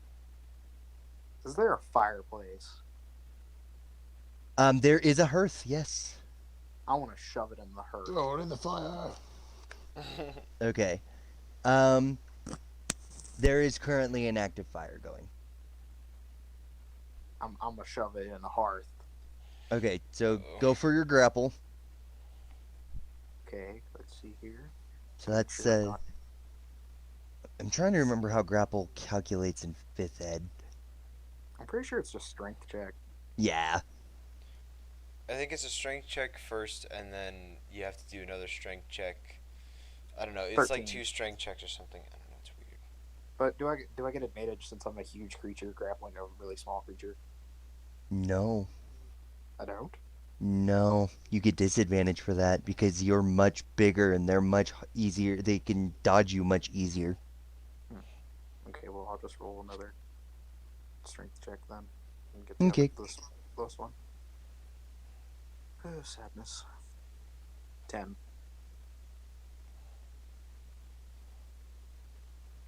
Okay. 10. So yeah, you go to try and grapple it, and it actually moves in front of you enough so that when you go to like bend over, you're like over it. You can't actually go any farther because your body's in the way of you being able to reach down and actually like grab. Well, no, actually, because you can still move your arms to be able to move him in. So he just bounces out of the way and doesn't really let you be able to touch him. Where did I just put them? Okay. And Bruce, quick question. Yes. If and when we're done with this fight, can we take a quick break? Yes. Thank you. Okay, cool. Okay. So Well, now be Now- turn because it's fresh roll for initiative, right? it is fresh roll for initiative, and if you're just gonna hold action, then yeah, you might as well. I'm gonna go ahead and roll the initiative. Do I have everybody's pluses? Is actually no, I don't. Okay, Yari, you get a +6, 7. I have a +1. 7. I also have a +1. So, and then you guys, you just both said +1, so that, okay, and that, okay, you guys actually are set up. So I guess I can roll your initiatives if you guys are okay with that, instead of me taking all the time to get numbers from you. I guess so. Okay, let's re-roll. So you don't make me go Roll initiative for last. everybody. Yes. Okay, Yari, you're probably gonna hold action. Why is Yari in here twice? Because I'm that awesome. Apparently. Okay, so But whoops. yes, I am going to wait till either either something catches fire, bursts through the wall, or Okay. something more catastrophic. In that case, Anvil. He's still gonna try and shove him in the hearth. Okay, so roll for another. Roll for another. You actually got to attack twice in a row. Nice. Roll for another grapple. With this, because he's small. Yeah. Medium, right? 18. With this. That's what I like to see. 18's the number you have to beat. You didn't grab him. You grabbed a big table and crushed it in your bear hug, and then we're like, God damn it, why? Sadness. Benji. No, wait, is it Benji? No, it's not Benji. Alright. So the Myconid kind of looks towards you. Its lungs still full of air, and it then breathes out in a massive projection of spores around the entire room. From the outside, you guys can kind of see a poof as the greenish brown spores kind of puff out of the window cracks in the front of the cracked open door now. I hold my breath and back away. Initiative. I was holding my action, remember? Oh yeah, that's right.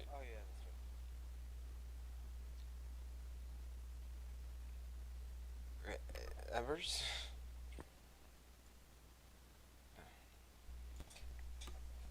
Okay. Oh. So, and I am reading this correctly. I'm very happy. This is making me very happy. Did you hear me Um, about that? Huh? Did you hear me about that? Holding my breath and backing away since I was holding my action? Yes. Okay. So, Anvil, I need you to make a Constitution check, saving throw. Constitution saving throw. Is it anything disease related? Because No. Amber is immune to. Okay. Is it poison related? No. Oh. Well, at least Amber's got a +5 to Constitution. Constitution save? Yes. Oh, hold on. Put the wrong input in. Save 21! Yay! Angelo feels nothing. Because he literally can't feel. He closes his heart to yourself or he laughs. Okay. I'm gonna go ahead. So, Bard is holding his breath, so he does not have to make this roll. Benji, you get to have a reaction to this, so you can Okay. do like a dodge or a reaction. If you want to hold your breath, you're more than welcome to as well. The half elf yes. is close to me. Yes. Yes. All right. I'm gonna grab her, and put my hand over her mouth and hold my breath as well. Because. She goes to do the jujitsu grapple flip on you by going down and grabbing your ankle and then or your hoof ankle and trying to flip you over. However, as she tries to do that, her foot slips on the muddy ground beneath her, and she just face plants straight into the ground. I'm gonna help her up. Can I do that? Yeah, you help her up, but she pushes you away as she gets to her feet. Okay. I'm still holding my breath then. Okay. Yeah, the adventurers were all smart enough. They are all holding their breath. So Mike, Benji, it is now your turn. All right.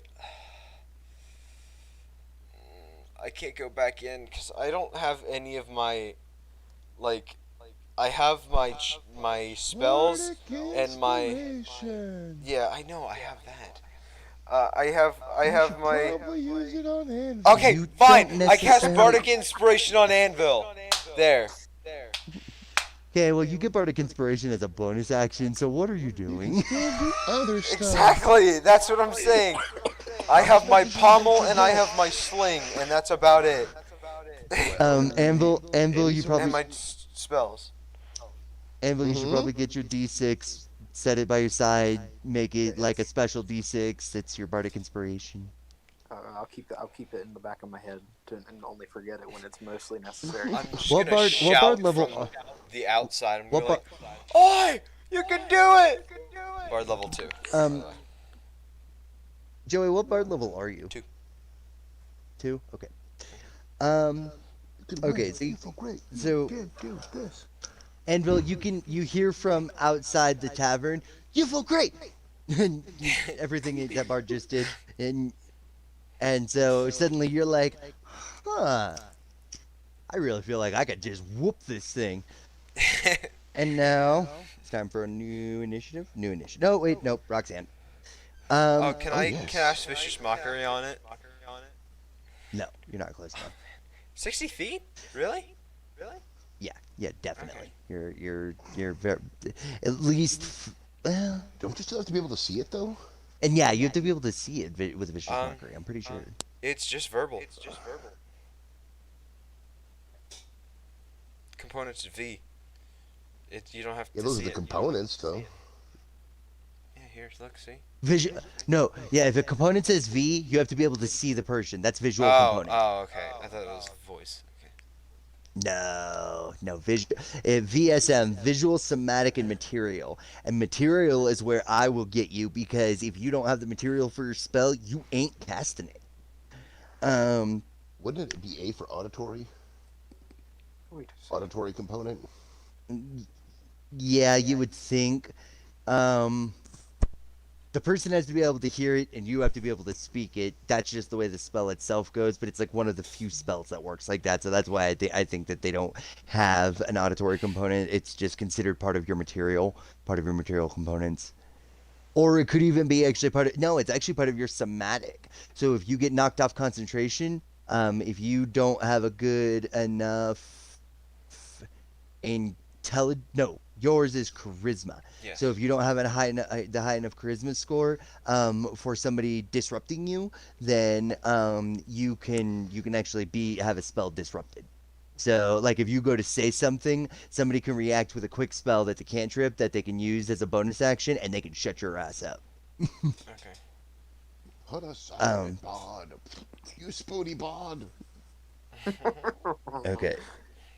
Well, Anvil, you're like walking around. Oh, no. Uh-oh. Uh-oh. There she goes.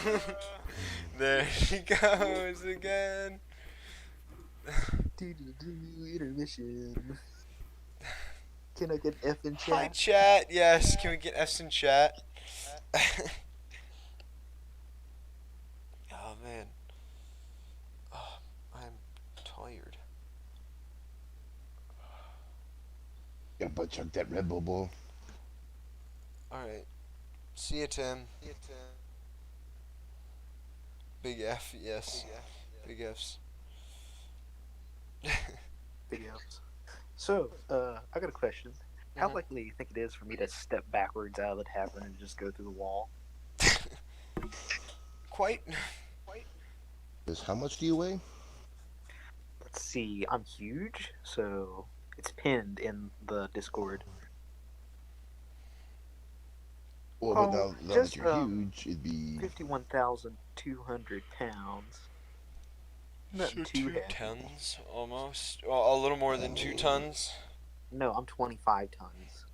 Oh, you said 51,000. Yes. Yeah. Okay. Yes. Yeah, I would think so. I'm thinking I just might step through the wall, and then just cast Sacred Flame and nuke the bar. If I'm being honest. But what about all my stuff? My stuff's still inside. The radiant damage. Oh, okay. What But about it'll still our burn. druid and Badgie and Benji and or not Benji? well, it was the druid's or the turn, NPCs. Yeah. and then boop. Yeah, he I left. guess maybe he hit his power cord again. Oh no.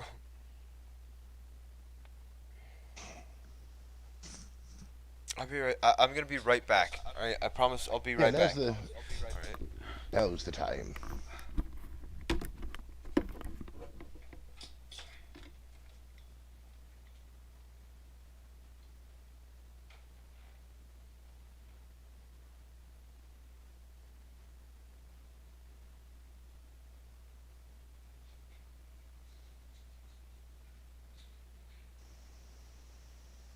So, no. What'd you Alright, guys last? It was Roxanne's turn, but then Joey stepped away for a second because we didn't know how long you were going to be. Okay, that's fine. I actually said I need to look up something, so you guys are more than welcome to go ahead and go on break Oh, for a little bit. Was walking around. That's Joey, I'm the Joey. This is not the page. I'm so frustrated. Anvil's size is his greatest weapon, and then like But man, We're back. the funny thing is you've been hyping it up and every time it's just like just narrowly missing it. I think I'm taking this at the wrong end of the spectrum. It's high time I use Ant-Man physics and just, you know, completely punch a hole through somebody just by running up their ankle. Just go Ant-Man, run up and just grow and burst through them. Well, I can't do that because you can only occupy the space that you're taking up. Yeah, but so you can occupy their stomach space, and It would give them a cause some stomach nasty, cramp. nasty damage from the inside out. Now, if I wore spiked armor and I started to roll around, maybe. Embers, are you back? Okay. Okay, I am. yes. I am. Cool. I'm looking up some I don't want to stuff. break the So physics engine of this world. At least not yet. Physics engine. yeah, 207. That's what I want. 207 is a popular page in the player's handbook. That's not 207. That was 227. You piece of shit. Remember, kids, this is an 18 plus stream. You didn't Yeah. hear a word because you're not even here.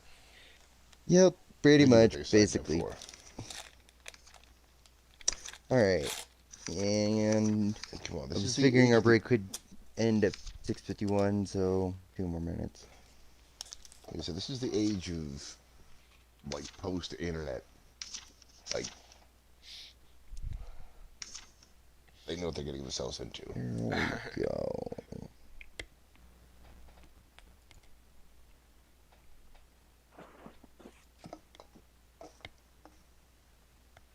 Tasty nos.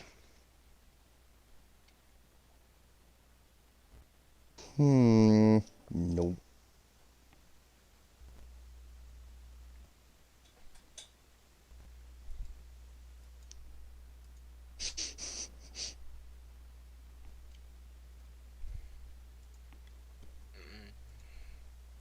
Oh, okay. I'm ready when you guys are. Alright, we're ready. Ready to reroll as initiative rounds, right? No, it's Roxanne's turn, and then it'll be reroll for initiative rounds. Okay, ready. My body is ready. So Roxanne- body's ready. Roxanne sits at the top of the stairs, and she looks down upon the scene that is happening in the tavern. A fight happening between a giant mushroom and a massive metal man. She is rather entertained by the science fiction horror that is happening in front of her, but then kind of slaps her cheeks and goes, "Get it together, woman."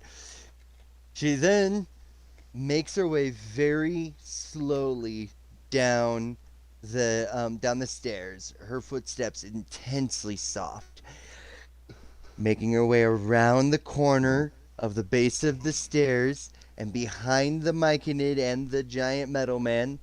She goes and comes up to what appears to be the stool behind the counter that has a small cushion.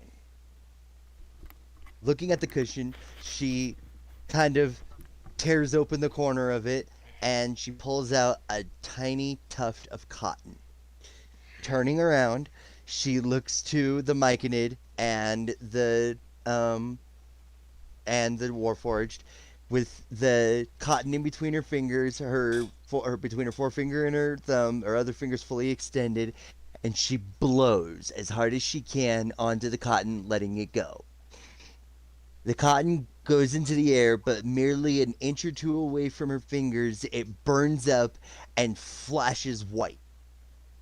The white light then kind of forms into a smoke wafting through the air, and then very quickly turns into an electrical bolt that shoots through the air and nails the mushroom.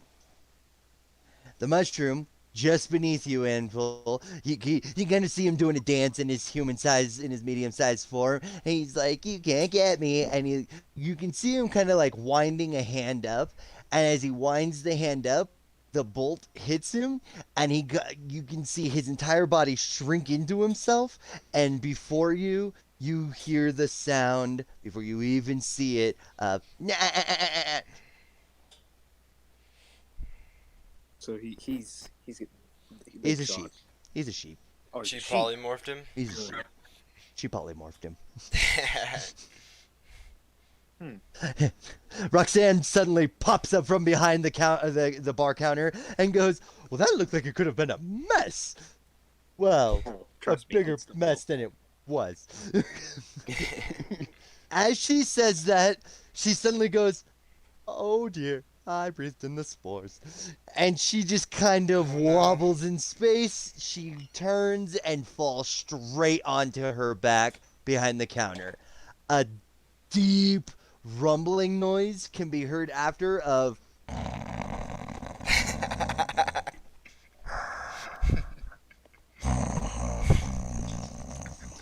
and she is clearly fast asleep. That's funny. So, roll for initiative. What 12. the hell are the NPCs doing there?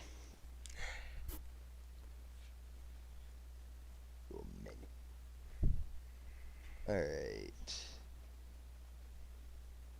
Well, I made a 17. Please tell me I rolled the highest. 19. Of course. It's that +7. It's that alert feat. I love it. Even if you roll decently, it's so. Oh, okay. what the heck? Where are you, Yuri? I'm right here. You're like At least not I on think the I'm here. list. Am Are I we here? really here? First he was on the list twice, now he's just not on the list. I know, yeah. Okay, Yari, you got a 19. I'm Anvil got a playing- 17. Playing with the rules of time and space. Do you think you figured this out, Enzo? Alright, Wibbly Benji. wobbly, twirly whirly. 1. No. Uh, 8. No. 10. Okay. Wow, Badgie can roll a 1, and he still gets an initiative 10. Oh my gosh. Jank. Anvil has a +1 to initiative. Yeah, Roxanne has a -1, so no. She's asleep. She sleep. Okay. Oh, I'm cleeping, brother. I'm cleep.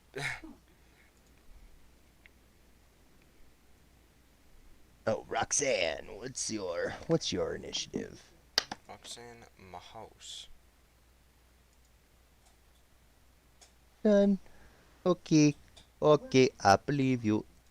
Okay. Yari, what are you doing?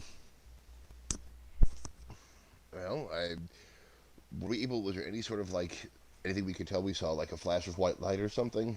You saw the flash of light through the windows. That was about it. And I guess You yeah. you heard the bleating of the sheep. Well, then I go in to investigate. Still holding your Okay. breath. I was gonna say, are you just walking into the room? No, nope. I'm gonna wait for more of the spores to disperse. Okay. I tell you what, I yell out to Anvil, is it safe? Can And Anvil respond? Anvil can hear you, and yes, Anvil can respond just shortly. As you yell it, you hear the sound of a shunk, and a window pops open, and you can see the red bearded face of Badgie sticking his head out his window. Oi! Some of us are trying to sleep! Wait, how did Badgie not breathe in the spores? None of the spores went upstairs. Oh. It's a 20-foot radius around the mushroom. Oh. But yeah, it doesn't go up. It's not a dome. Interesting. Mudda trucker. I lost. No, I didn't. Okay, there it is. Okay, I'm good. So, yes, Anvil, you're able to respond. Are you going to respond?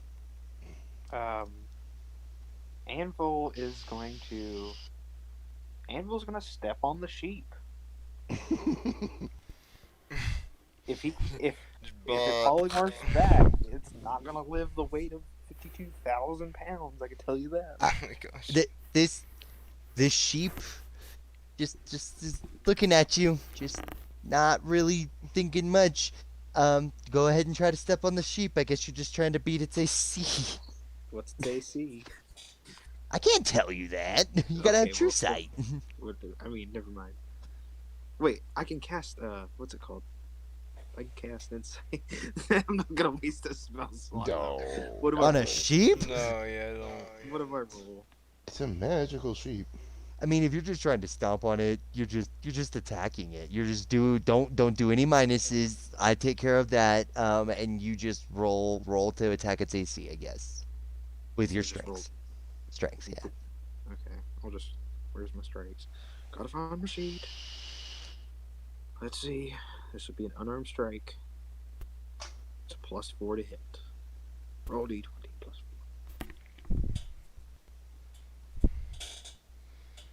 I'm tired. I rolled a 9. Oh, no. Sheep doesn't have that much AC. There's no way. So, you go and you raise your foot, and the sheep's eyes suddenly get really wide.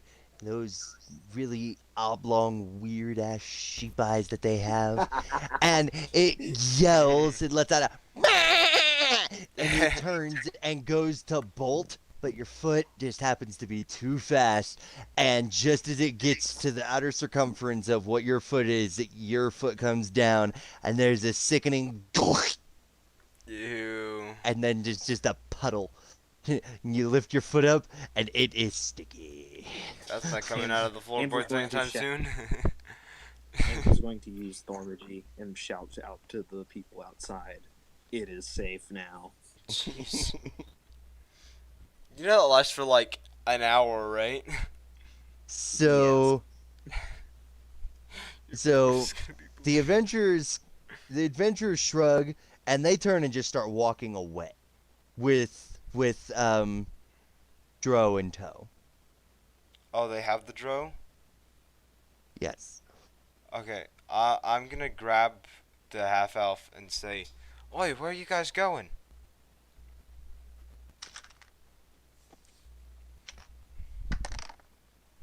Yeah, she's not so nice this time.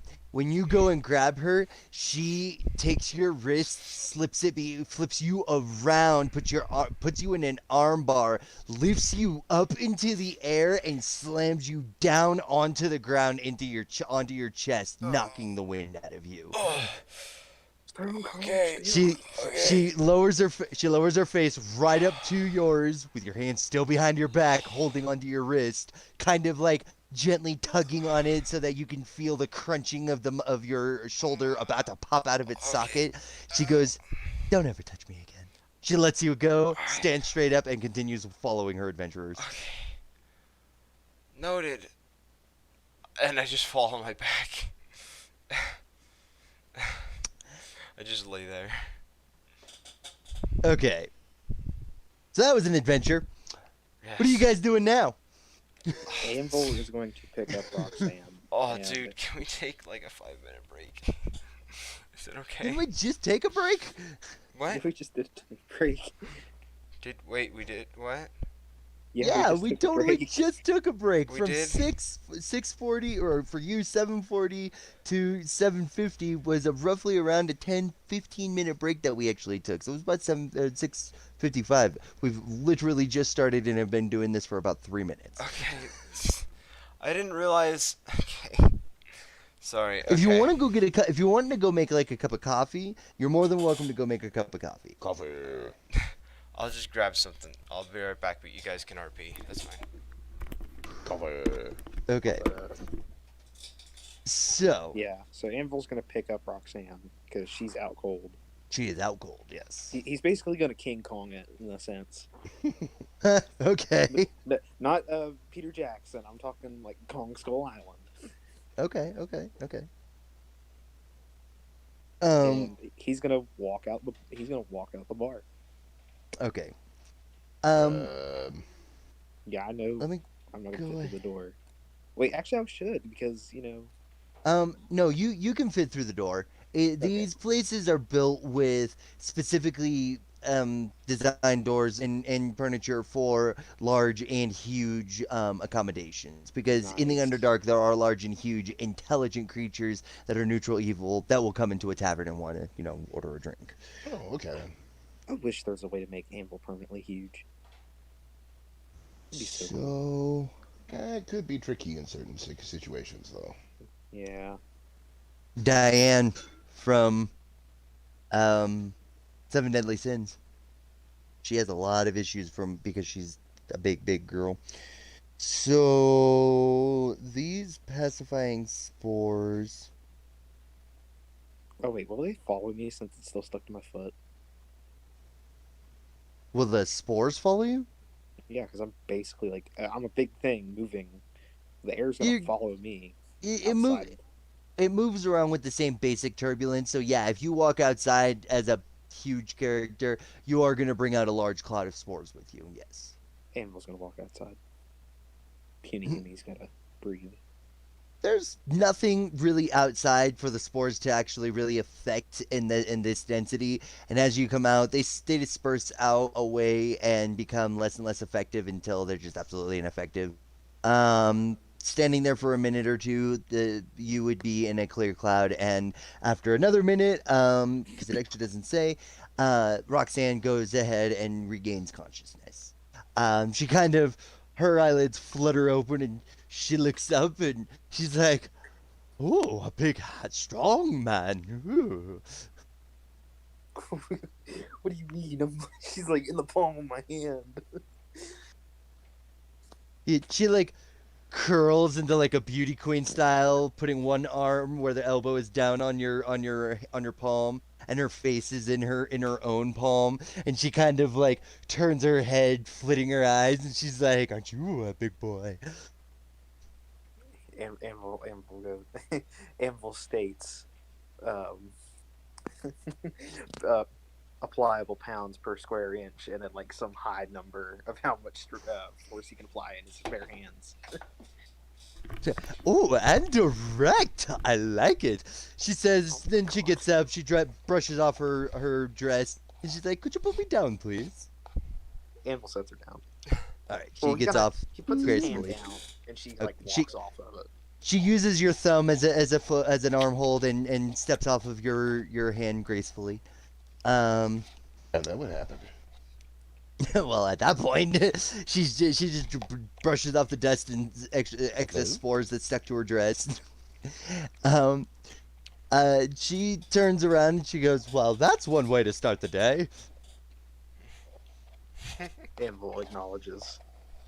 Oh, and he's going to try and scrape off some of that sheep or whatever is stuck to his foot right now. Okay, yeah, he successfully does that. Get them You guys stand out there for a moment, and then you see a flash of fire just cover the entire inside of the tavern for a second, and then it's gone. a flash of Oh, I know exactly. Fire. The amulet, isn't it? Nope. What? Badgie comes stepping outside. His hair is singed. His eyes are raccooned. He has no eyebrows. And he's like, spores are gone.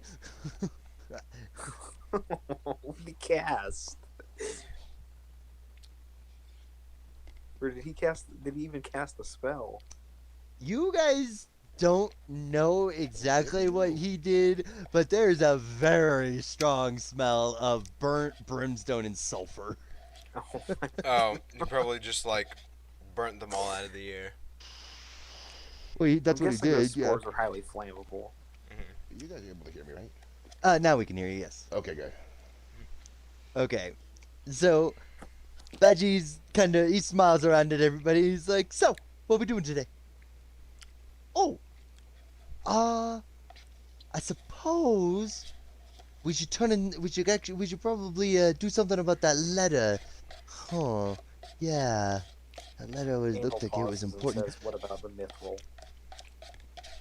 He kind of comes up to you and he gently puts a hand on your side, softly patting you. He's like, "Don't worry, big buddy. We'll get you more mithril." You mean my foot? Your leg, yeah, your leg. You're huge.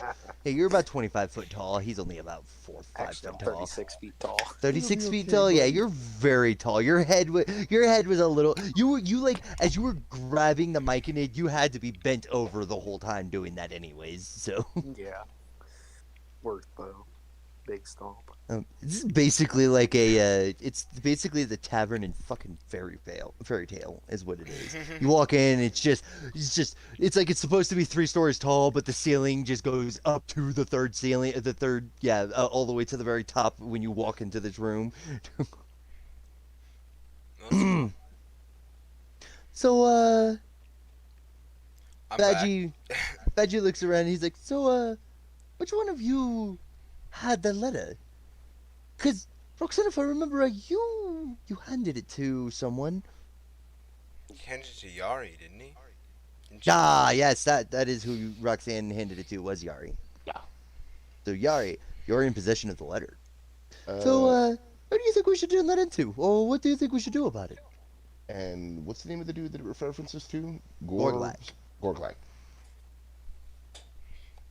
And Should he's we like talk head to of the gov- Dumbashode about this Gorgolak character?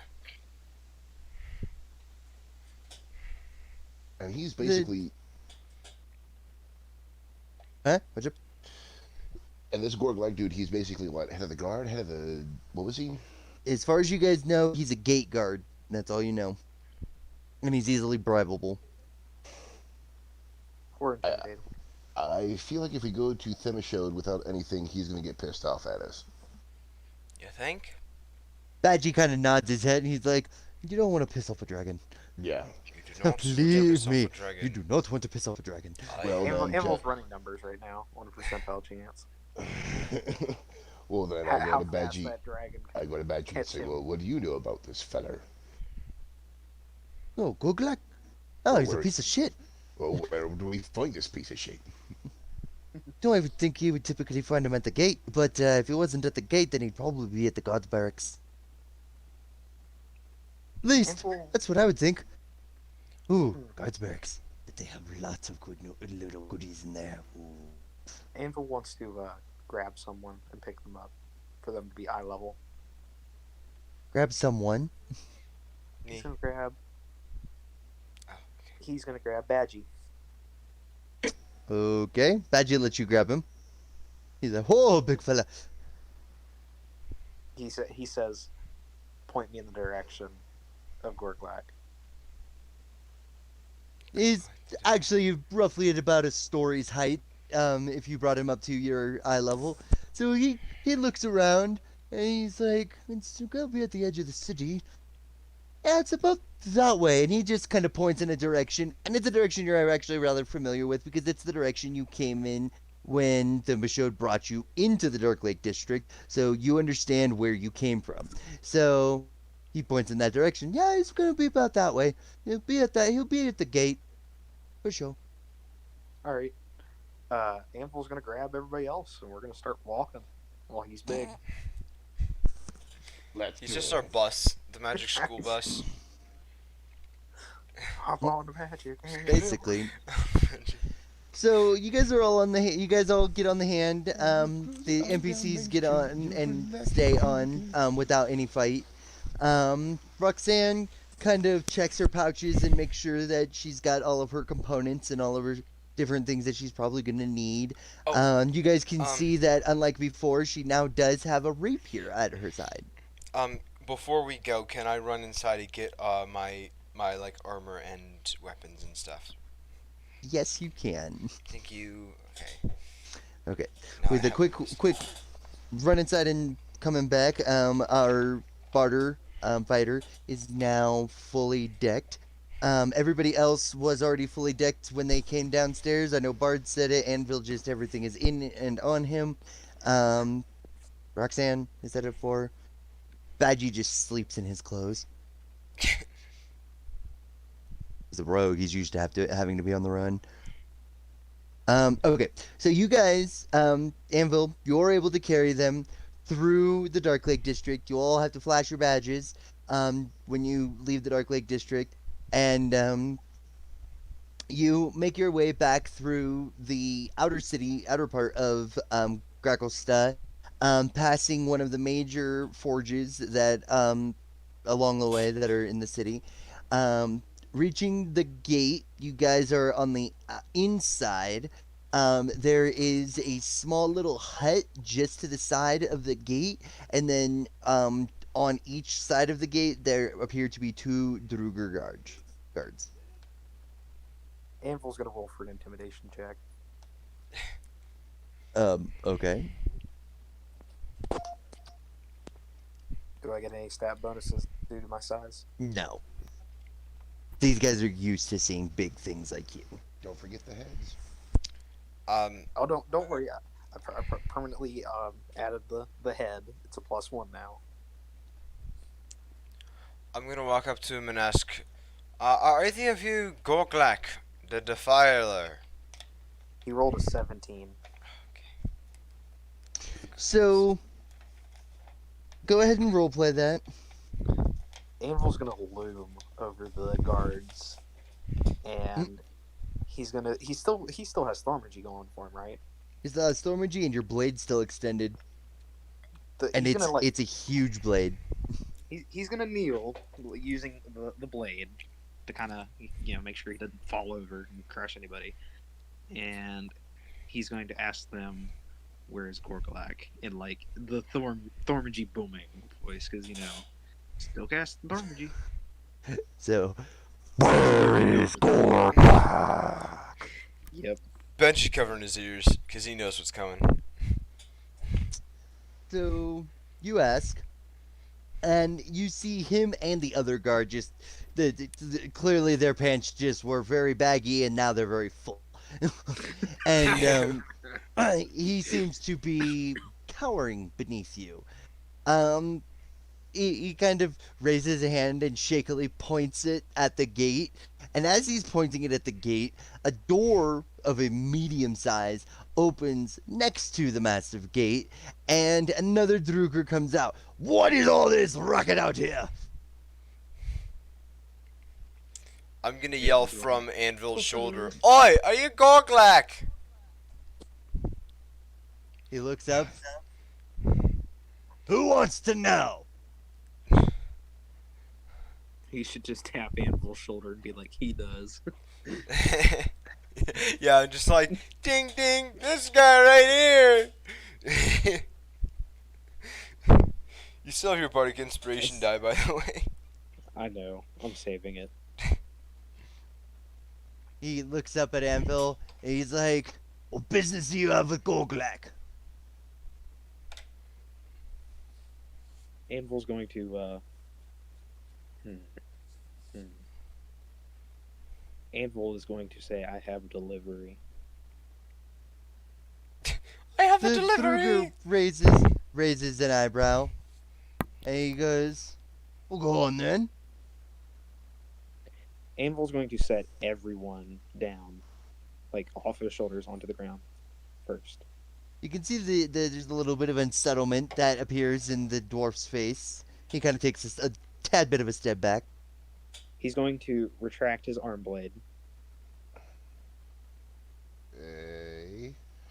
and he's going to hold his closed fist right in front of the dwarf. That's like Calm down. 3 sizes of the dwarf. What is Oh. the dwarf going to do in response to the closed fist? He's like, he just appears to be waiting. He's like, you got something in your fist there, or you just happy to see me? Here's the problem. Anvil's going to respond, just happy that you don't pay attention, and he is going to immediately extend his arm blade to the full length right at the dwarf. Okay. Go ahead and roll for an attack on that. I guess that would be a dexterity attack. Yeah. Well, it's a instantaneous. Just the blade shoots out of his arm. Right. So, would he be rolling dex? You would be rolling dex, yeah, Dex for a dex hit. I don't think that dwarf was the problem. Pretty sure he was.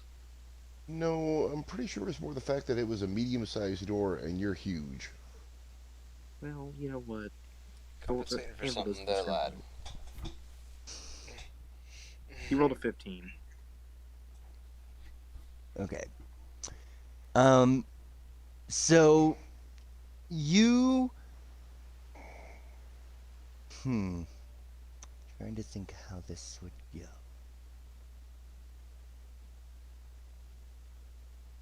Okay.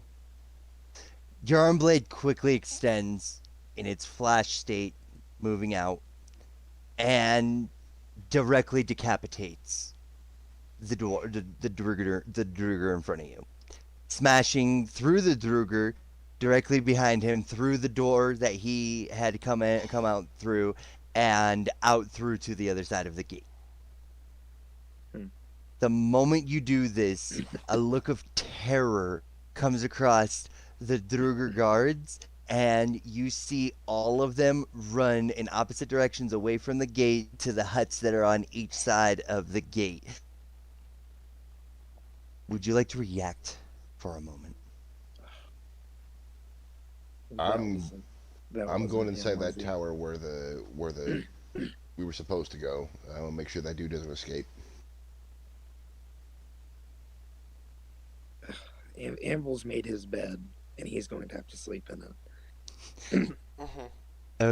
Okay. Well, So he's going to grab the corpse. Okay. With his giant hand. Okay. And he's going to retract his arm blade. And he's going to put the corpse in his mouth.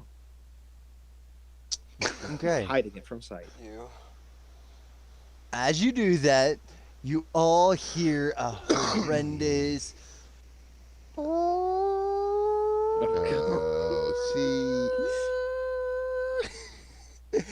going out throughout the entire town. There seems to be an immediate sense of movement around you. Where the streets were empty, you are now surrounded by Druger Guard. Every single one of them is equipped with either a pike hammer, which is the hammer with the spikes on it, or a very large spear. They're all pointing towards you in very threatening manners as they quickly move and surround the entire group. What are they? The dwarves? The Underdark? Yeah, they're the Druger dwarves. They're the Underdark dwarves. Druger. What are they demanding? They're just pointing their spears all at you now. As they're pointing at their spears, you see what appears to be a Commander Druger kind of come through, and he says, "Stand down or be destroyed!" Uh-oh. So Anvil they probably stands at took his an alarm. full height. Anvil stands at his full height, and he just stands there. He doesn't move. He doesn't make any actions towards aggression. He doesn't draw his arm blade or anything. He just stands there and listens patiently. I never made it inside the building, did I? You made it inside the building. It was empty. Kid, do they know I'm inside the building? No. You are inside the building, and so far They see a party of 4. I'm gonna try and sneak through while searching through it while they're dealing with all that outside. But I'm still Yep. gonna try. I'm still gonna try and keep like one ear open in case shit goes south. Roll for stealth and roll for perception. Oh boy. I'm sorry, Yari. The rage that had built up in Anvil grew too great. I'm sorry. 14 for the sneak. Okay. There's enough commotion going on outside that yes, 14 for a sneak. You even light movements that make soft thuds are not being able to be heard. And I'm not wearing armor. So that's And you're not wearing armor. What was it? Perception? Okay. Yes. Sorry, I was taking a drink of my energy drink. Nice. 19, 21, 22. Okay. Hey, how many guards are out there?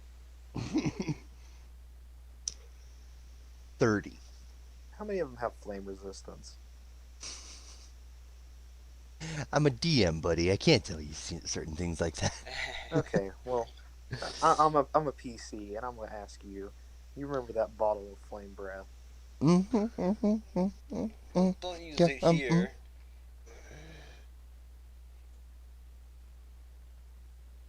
Debating. Just use it Anvil's against our gonna cool boss. Anvil's gonna stand and see what they do. Okay. You're already surrounded by a circle of dwarves pointing spears at you, and between each of them is the ones with the hammers. Around them, more Druger appear to be showing up, and in between the Druger, you can see what appear to be small pikes moving in between each of the soldiers that have various feathers and tufts of cloth stuck to them. Is the main gate unlocked? The main gate is shut, Ugh. and it's a 100-foot tall gate that has to be opened through a mechanism. Wait, hold it. Did I find anything? You actually, yeah, that was what I was doing. Okay. So, wow, I just go right back to it too. So cool. Okay. So, in Gorglak's place, I think there should be a spot in here that actually describes what's going on. Okay. Crackle stuff, short.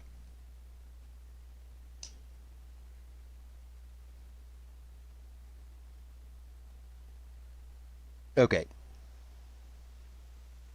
So. Okay. That's gonna help with that, but that's not gonna help with any of this. So. Uh-oh. No. Hello? Hi? Hello? Yes. Yes, Hello. my Hi. stream error occurred. Please check your stream mirror recording settings. Oh no. Okay, so Bard, unfortunately, you find nothing inside of this place. Well, I'm still gonna chill back and make myself presence not known just yet. Okay.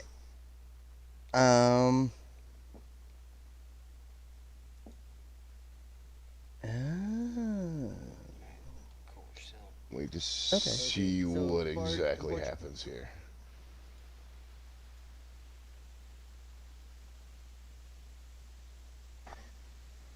Okay.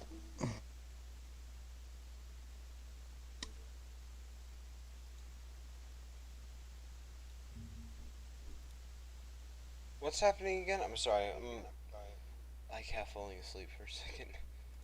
You guys are surrounded by guards. I'm You guys hiding are in the surrounded by an building. army of guards.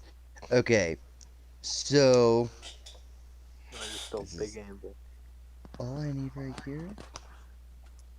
Very nice. Are there any small holes around? Are there any what? Wait, is there a grate? Is there a what? Are we standing on a grate? Like a grated thing? A sewer line, basically. No, you're standing on solid rock and Oh. rock, dirt, and mud. Darn. You guys were about to hear a whistle and then a plane because they dashed off to safety.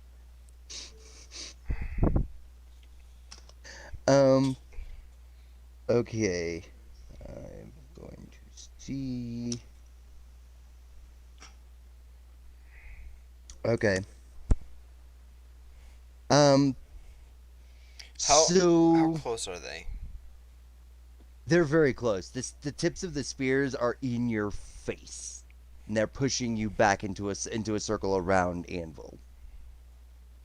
Okay, so let's say if I cast a thunderous wave that knocked them back, and hit everything within a 15-foot radius of me, what would happen? You'd make You them would very have- mad. You would have to do it and see. I mean, they haven't started Thor. attacking us yet. Thor, help me. Help. What shall we do? Anvil's gonna scoop you guys up and put you on his shoulders for Alright. safety. Fair enough. I'm along for the ride. Okay, On the wind. I need all of you to make Constitution checks. Oh no. Me too. Yep. No, not you. No, not you. Save or check? Oh, it doesn't matter. This is a save. Yeah.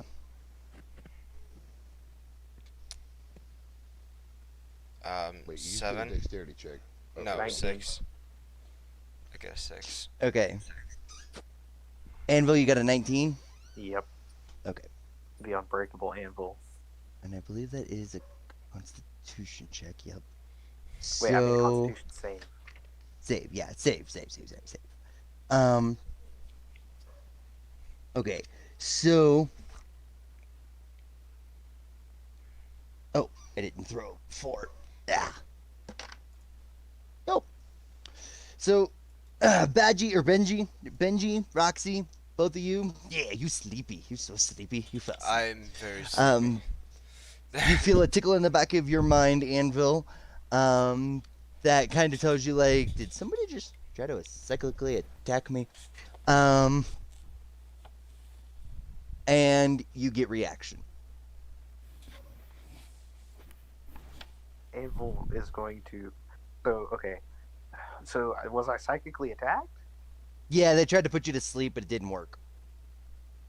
Anvil is going to say, "I want diplomacy, not battle." Take me to Thumbershode, Cucumber the shoot. Dragon, the Sea Council. So the Druger, the Druger captain that yelled at you originally, not the one you killed, of course, kind of gives you a sneer, and he's like, "Tell it to the god." And he turns, and as he turns, another wave of sleep spells come in from all directions, and they are all aimed on you.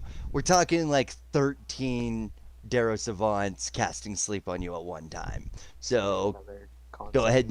ahead and make 13 con saves. Oh my gosh. 23, 23, That's a big fat no. You're not falling asleep on that. 23, You're not falling asleep on that either. What the frick?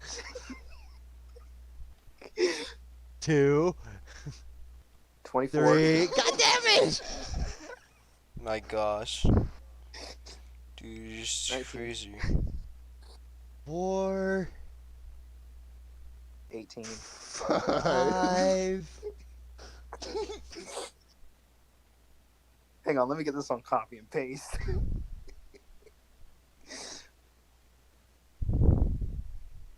Six.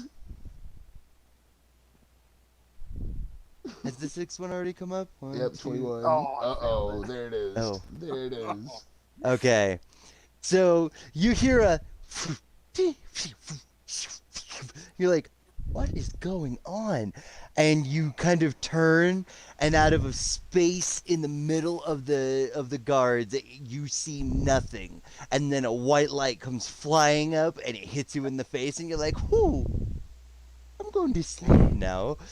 And you crumple.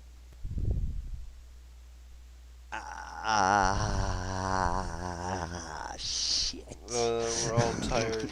Oh no! I have constructed resilience. I can't be put to sleep by magic. You can't be put to sleep by magic? Oh. No, I can't be put to sleep by magic. I knew I was forgetting something on his sheet. I was like, "There's something here that I'm missing," because I thought he couldn't sleep. No, he literally can't be put to sleep by magic.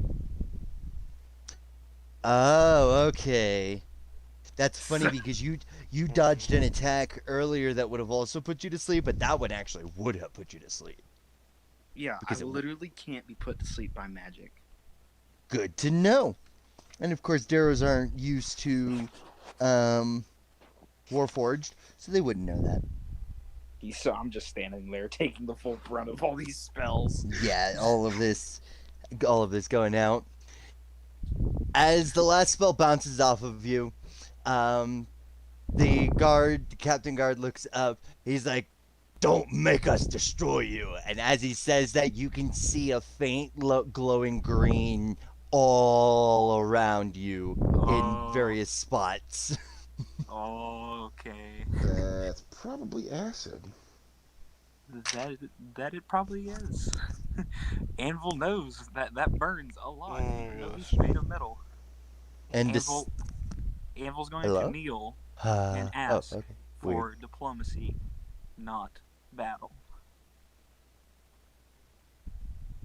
The Druger reaches down into a pack and he pulls out what you can see is 3 pygmy warts.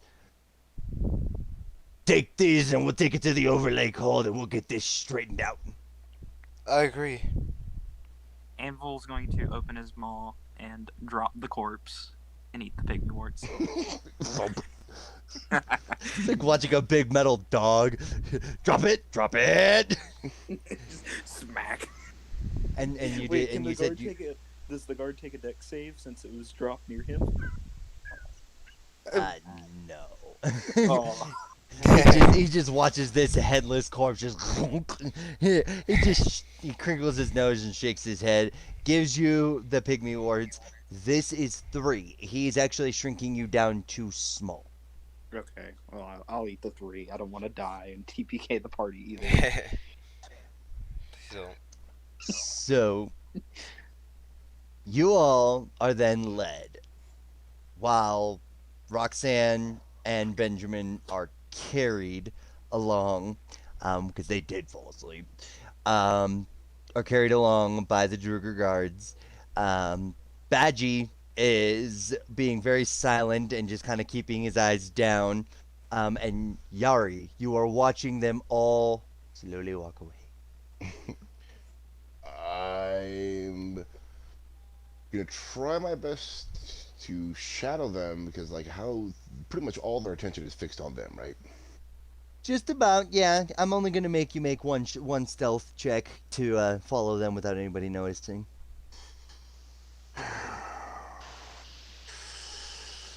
Okay. That's gonna be a 16. Okay, yeah, you're handling well. You're Okay. keeping behind carts. Nobody. Every time somebody goes to look, your head just drops straight down, and they don't see you, and they're like, "Feels like somebody's following us, but I don't know, man." And every time they look, they're like, "Okay, man, I'm just being paranoid." And they get you. I'm gonna assume that you're not gonna do anything until they make it to at least Overlake Hold. Yes. Okay, so you follow them into the Dark Lake District. This is where things will get a little bit tricky because now they're going to be significantly ahead of you because they walk through the gates, all flashing their badges and different things to be able to get through into the Dark Lake District. And you have to Handful sit there and wait for them. Unless you want to go through.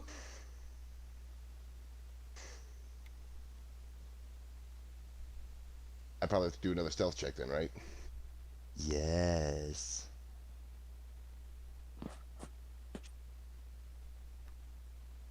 You're trying to go through the gate beside them, like sneak through as somebody going through as well through the gate, right? Yeah. Like, don't mind me, I'm just a nobody. Hey, yep, nope, Ludigar badge. Nope, it's all good. We're good. Yeah. I think it's actually Ladugar, but whatever. Yeah. Another stealth roll. Yes, please. 14?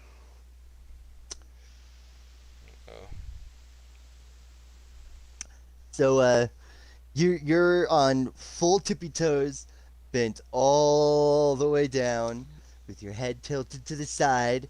Your hands are tilted upwards in paw position, and you're like ding ding ding ding ding ding ding ding ding ding ding. And as you get just past them, you hear "Oi!" from behind you. Pretend I didn't hear. Just keep.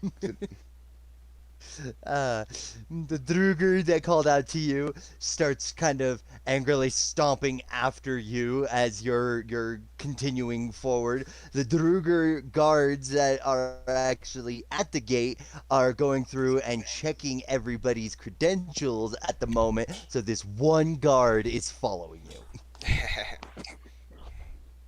Just the one guard. Just the one guard. Just the one guard. Ooh. We're just trying to find this You should. Galgern You should. guy, right? Yep. Is there any way I could hold him off to a corner or a blind spot that nobody? There's absolutely is the moment that you get out of the moment you get out of the way of the gate and you're in the Dark Lake District. You're on a road that is an immediate T cross. You can go straight, you can go right, and you can go left. Going right is kind of a bigger, but it's still an alleyway. Going left is a thin alleyway that not even Anvil at his regular size could get down. And then straight forward is just the road. I go down the. It's thin enough for me and the other dwarf to fit behind, right? Oh, easily. Okay. I go down the thin alleyway, and then I'm ready to do just knock him the ass out. And then You already have your pickaxe out. You never put it away. Oh, I know, but like I don't. Yeah, oh my God! You're with your axe. You're like hugging your axe as you're trying to. Well, I don't want to, because I also want to see if I can somehow get his credentials. I don't want to. Do I have to? Okay, so you go around the corner, and he follows you, and he's like, "Hey, you, come here." And I try to hit him with the blunt portion of the pickaxe to knock him out, or Try to roll for strength.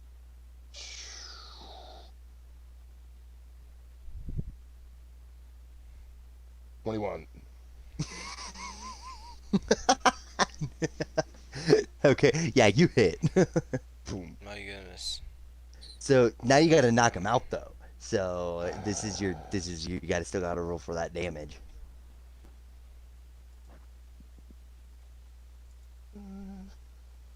Okay. 13. So you're like stomping into the alleyway, and he comes up behind you. He's like, "Hi!" And you just turn around and full on swing the very edge, middle part of the pickaxe, cracking the Druger right across the dome. He kind of spins around and he catches himself on the wall, not completely knocked out, but he is dazed. And he's like, "Oh, what the bloody hell!" And he starts like patting down towards his side, and he grabs the hammer that's in his on his belt, pulls it off of its little hook thing, and roll for initiative. Okie dokie. Got this. Welcome to the slam. 22. Okay, you get to go first. I'm gonna do it again.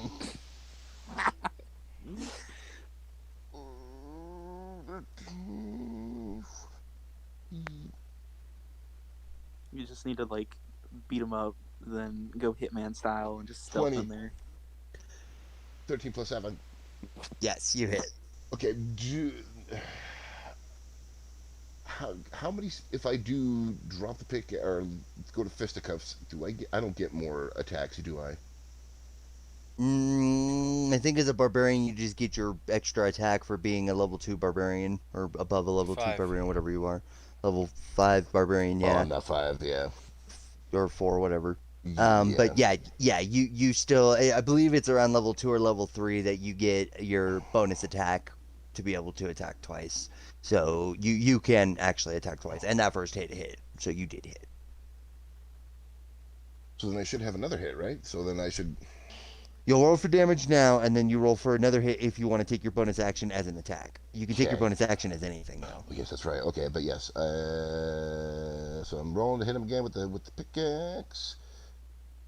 11. So he like has his hammer, and you're like, oh, it didn't knock him out, and you like go to like do a bunt hit, and you just throw the head of the pickaxe forward with your right hand while still holding the bottom of the handle with your left hand, and it like thumps him right in the bridge of the nose. I mean, you just break his nose, and he goes waddling back, and he drops his hammer, and he brings his hands up to his eyes. He's like, "Go, fully, God, fuck." And he's like trying to get blood out of his eyes as he's doing that, and he shakes his head back and forth, and he's like, "You dirty son of a bitch!" And he just goes at you with both hands, just straight fisticuffs. Can I have it done? Don't I have another attack then? Yes, you do have another attack. Sorry, I completely forgot about that. Sorry. I just get to roll. I still have to. Okay. Just basic attack. Yep. Roll strength. Roll it hit. 18. Yep, you hit. Alright, Doug. He's gotta come on, man. Go to sleep. 11. Go to sleep. No, Okay. 12. So as he lunges at you like fisticuffs, you just kind of like At this point, take I'm a like, step. Come on. Yeah, you're just like, what the fuck? And you take a step back, and you do another bunt attack, and when you bunt him in the head with the top of the pickaxe, he like goes, phoom, and he stops, his hands just out to the side, and he like stumbles back, and he looks at you, and he's like, I just wanted some pie. And he falls backwards with his soft thud onto the ground. Hopefully, then I try and then I scoot his legs and pull him back into the alleyway so that nobody can see him. And I search for the body for any sort of credentials, any sort of identification markers. He has a guard pin that goes to his uniform. Okay, grab the pin.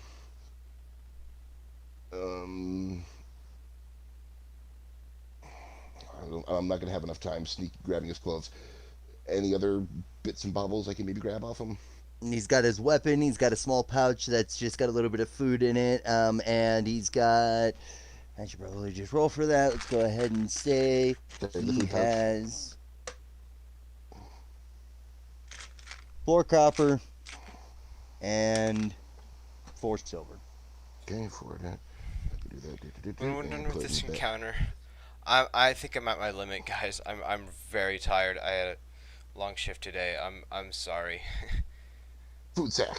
I'm really Okay. sorry. If it's not really that much of a problem for you, would it be okay if we continued role playing, especially since your character's asleep? Sure. Um. Because Well, in that case, with you leaving, that's the end of the stream, right? Which means I'll have to write notes for this for the next stream so that everybody knows what's going on. But anybody who's watching this stream will know that the next stream's gonna have some information that wasn't necessarily in a visual roleplay. So I just guess pretend so. this is the opening to Metal Gear Solid. I have to go rescue him. Oh my goodness. Alright, well, yeah, actually, kind of. thank you everybody for watching the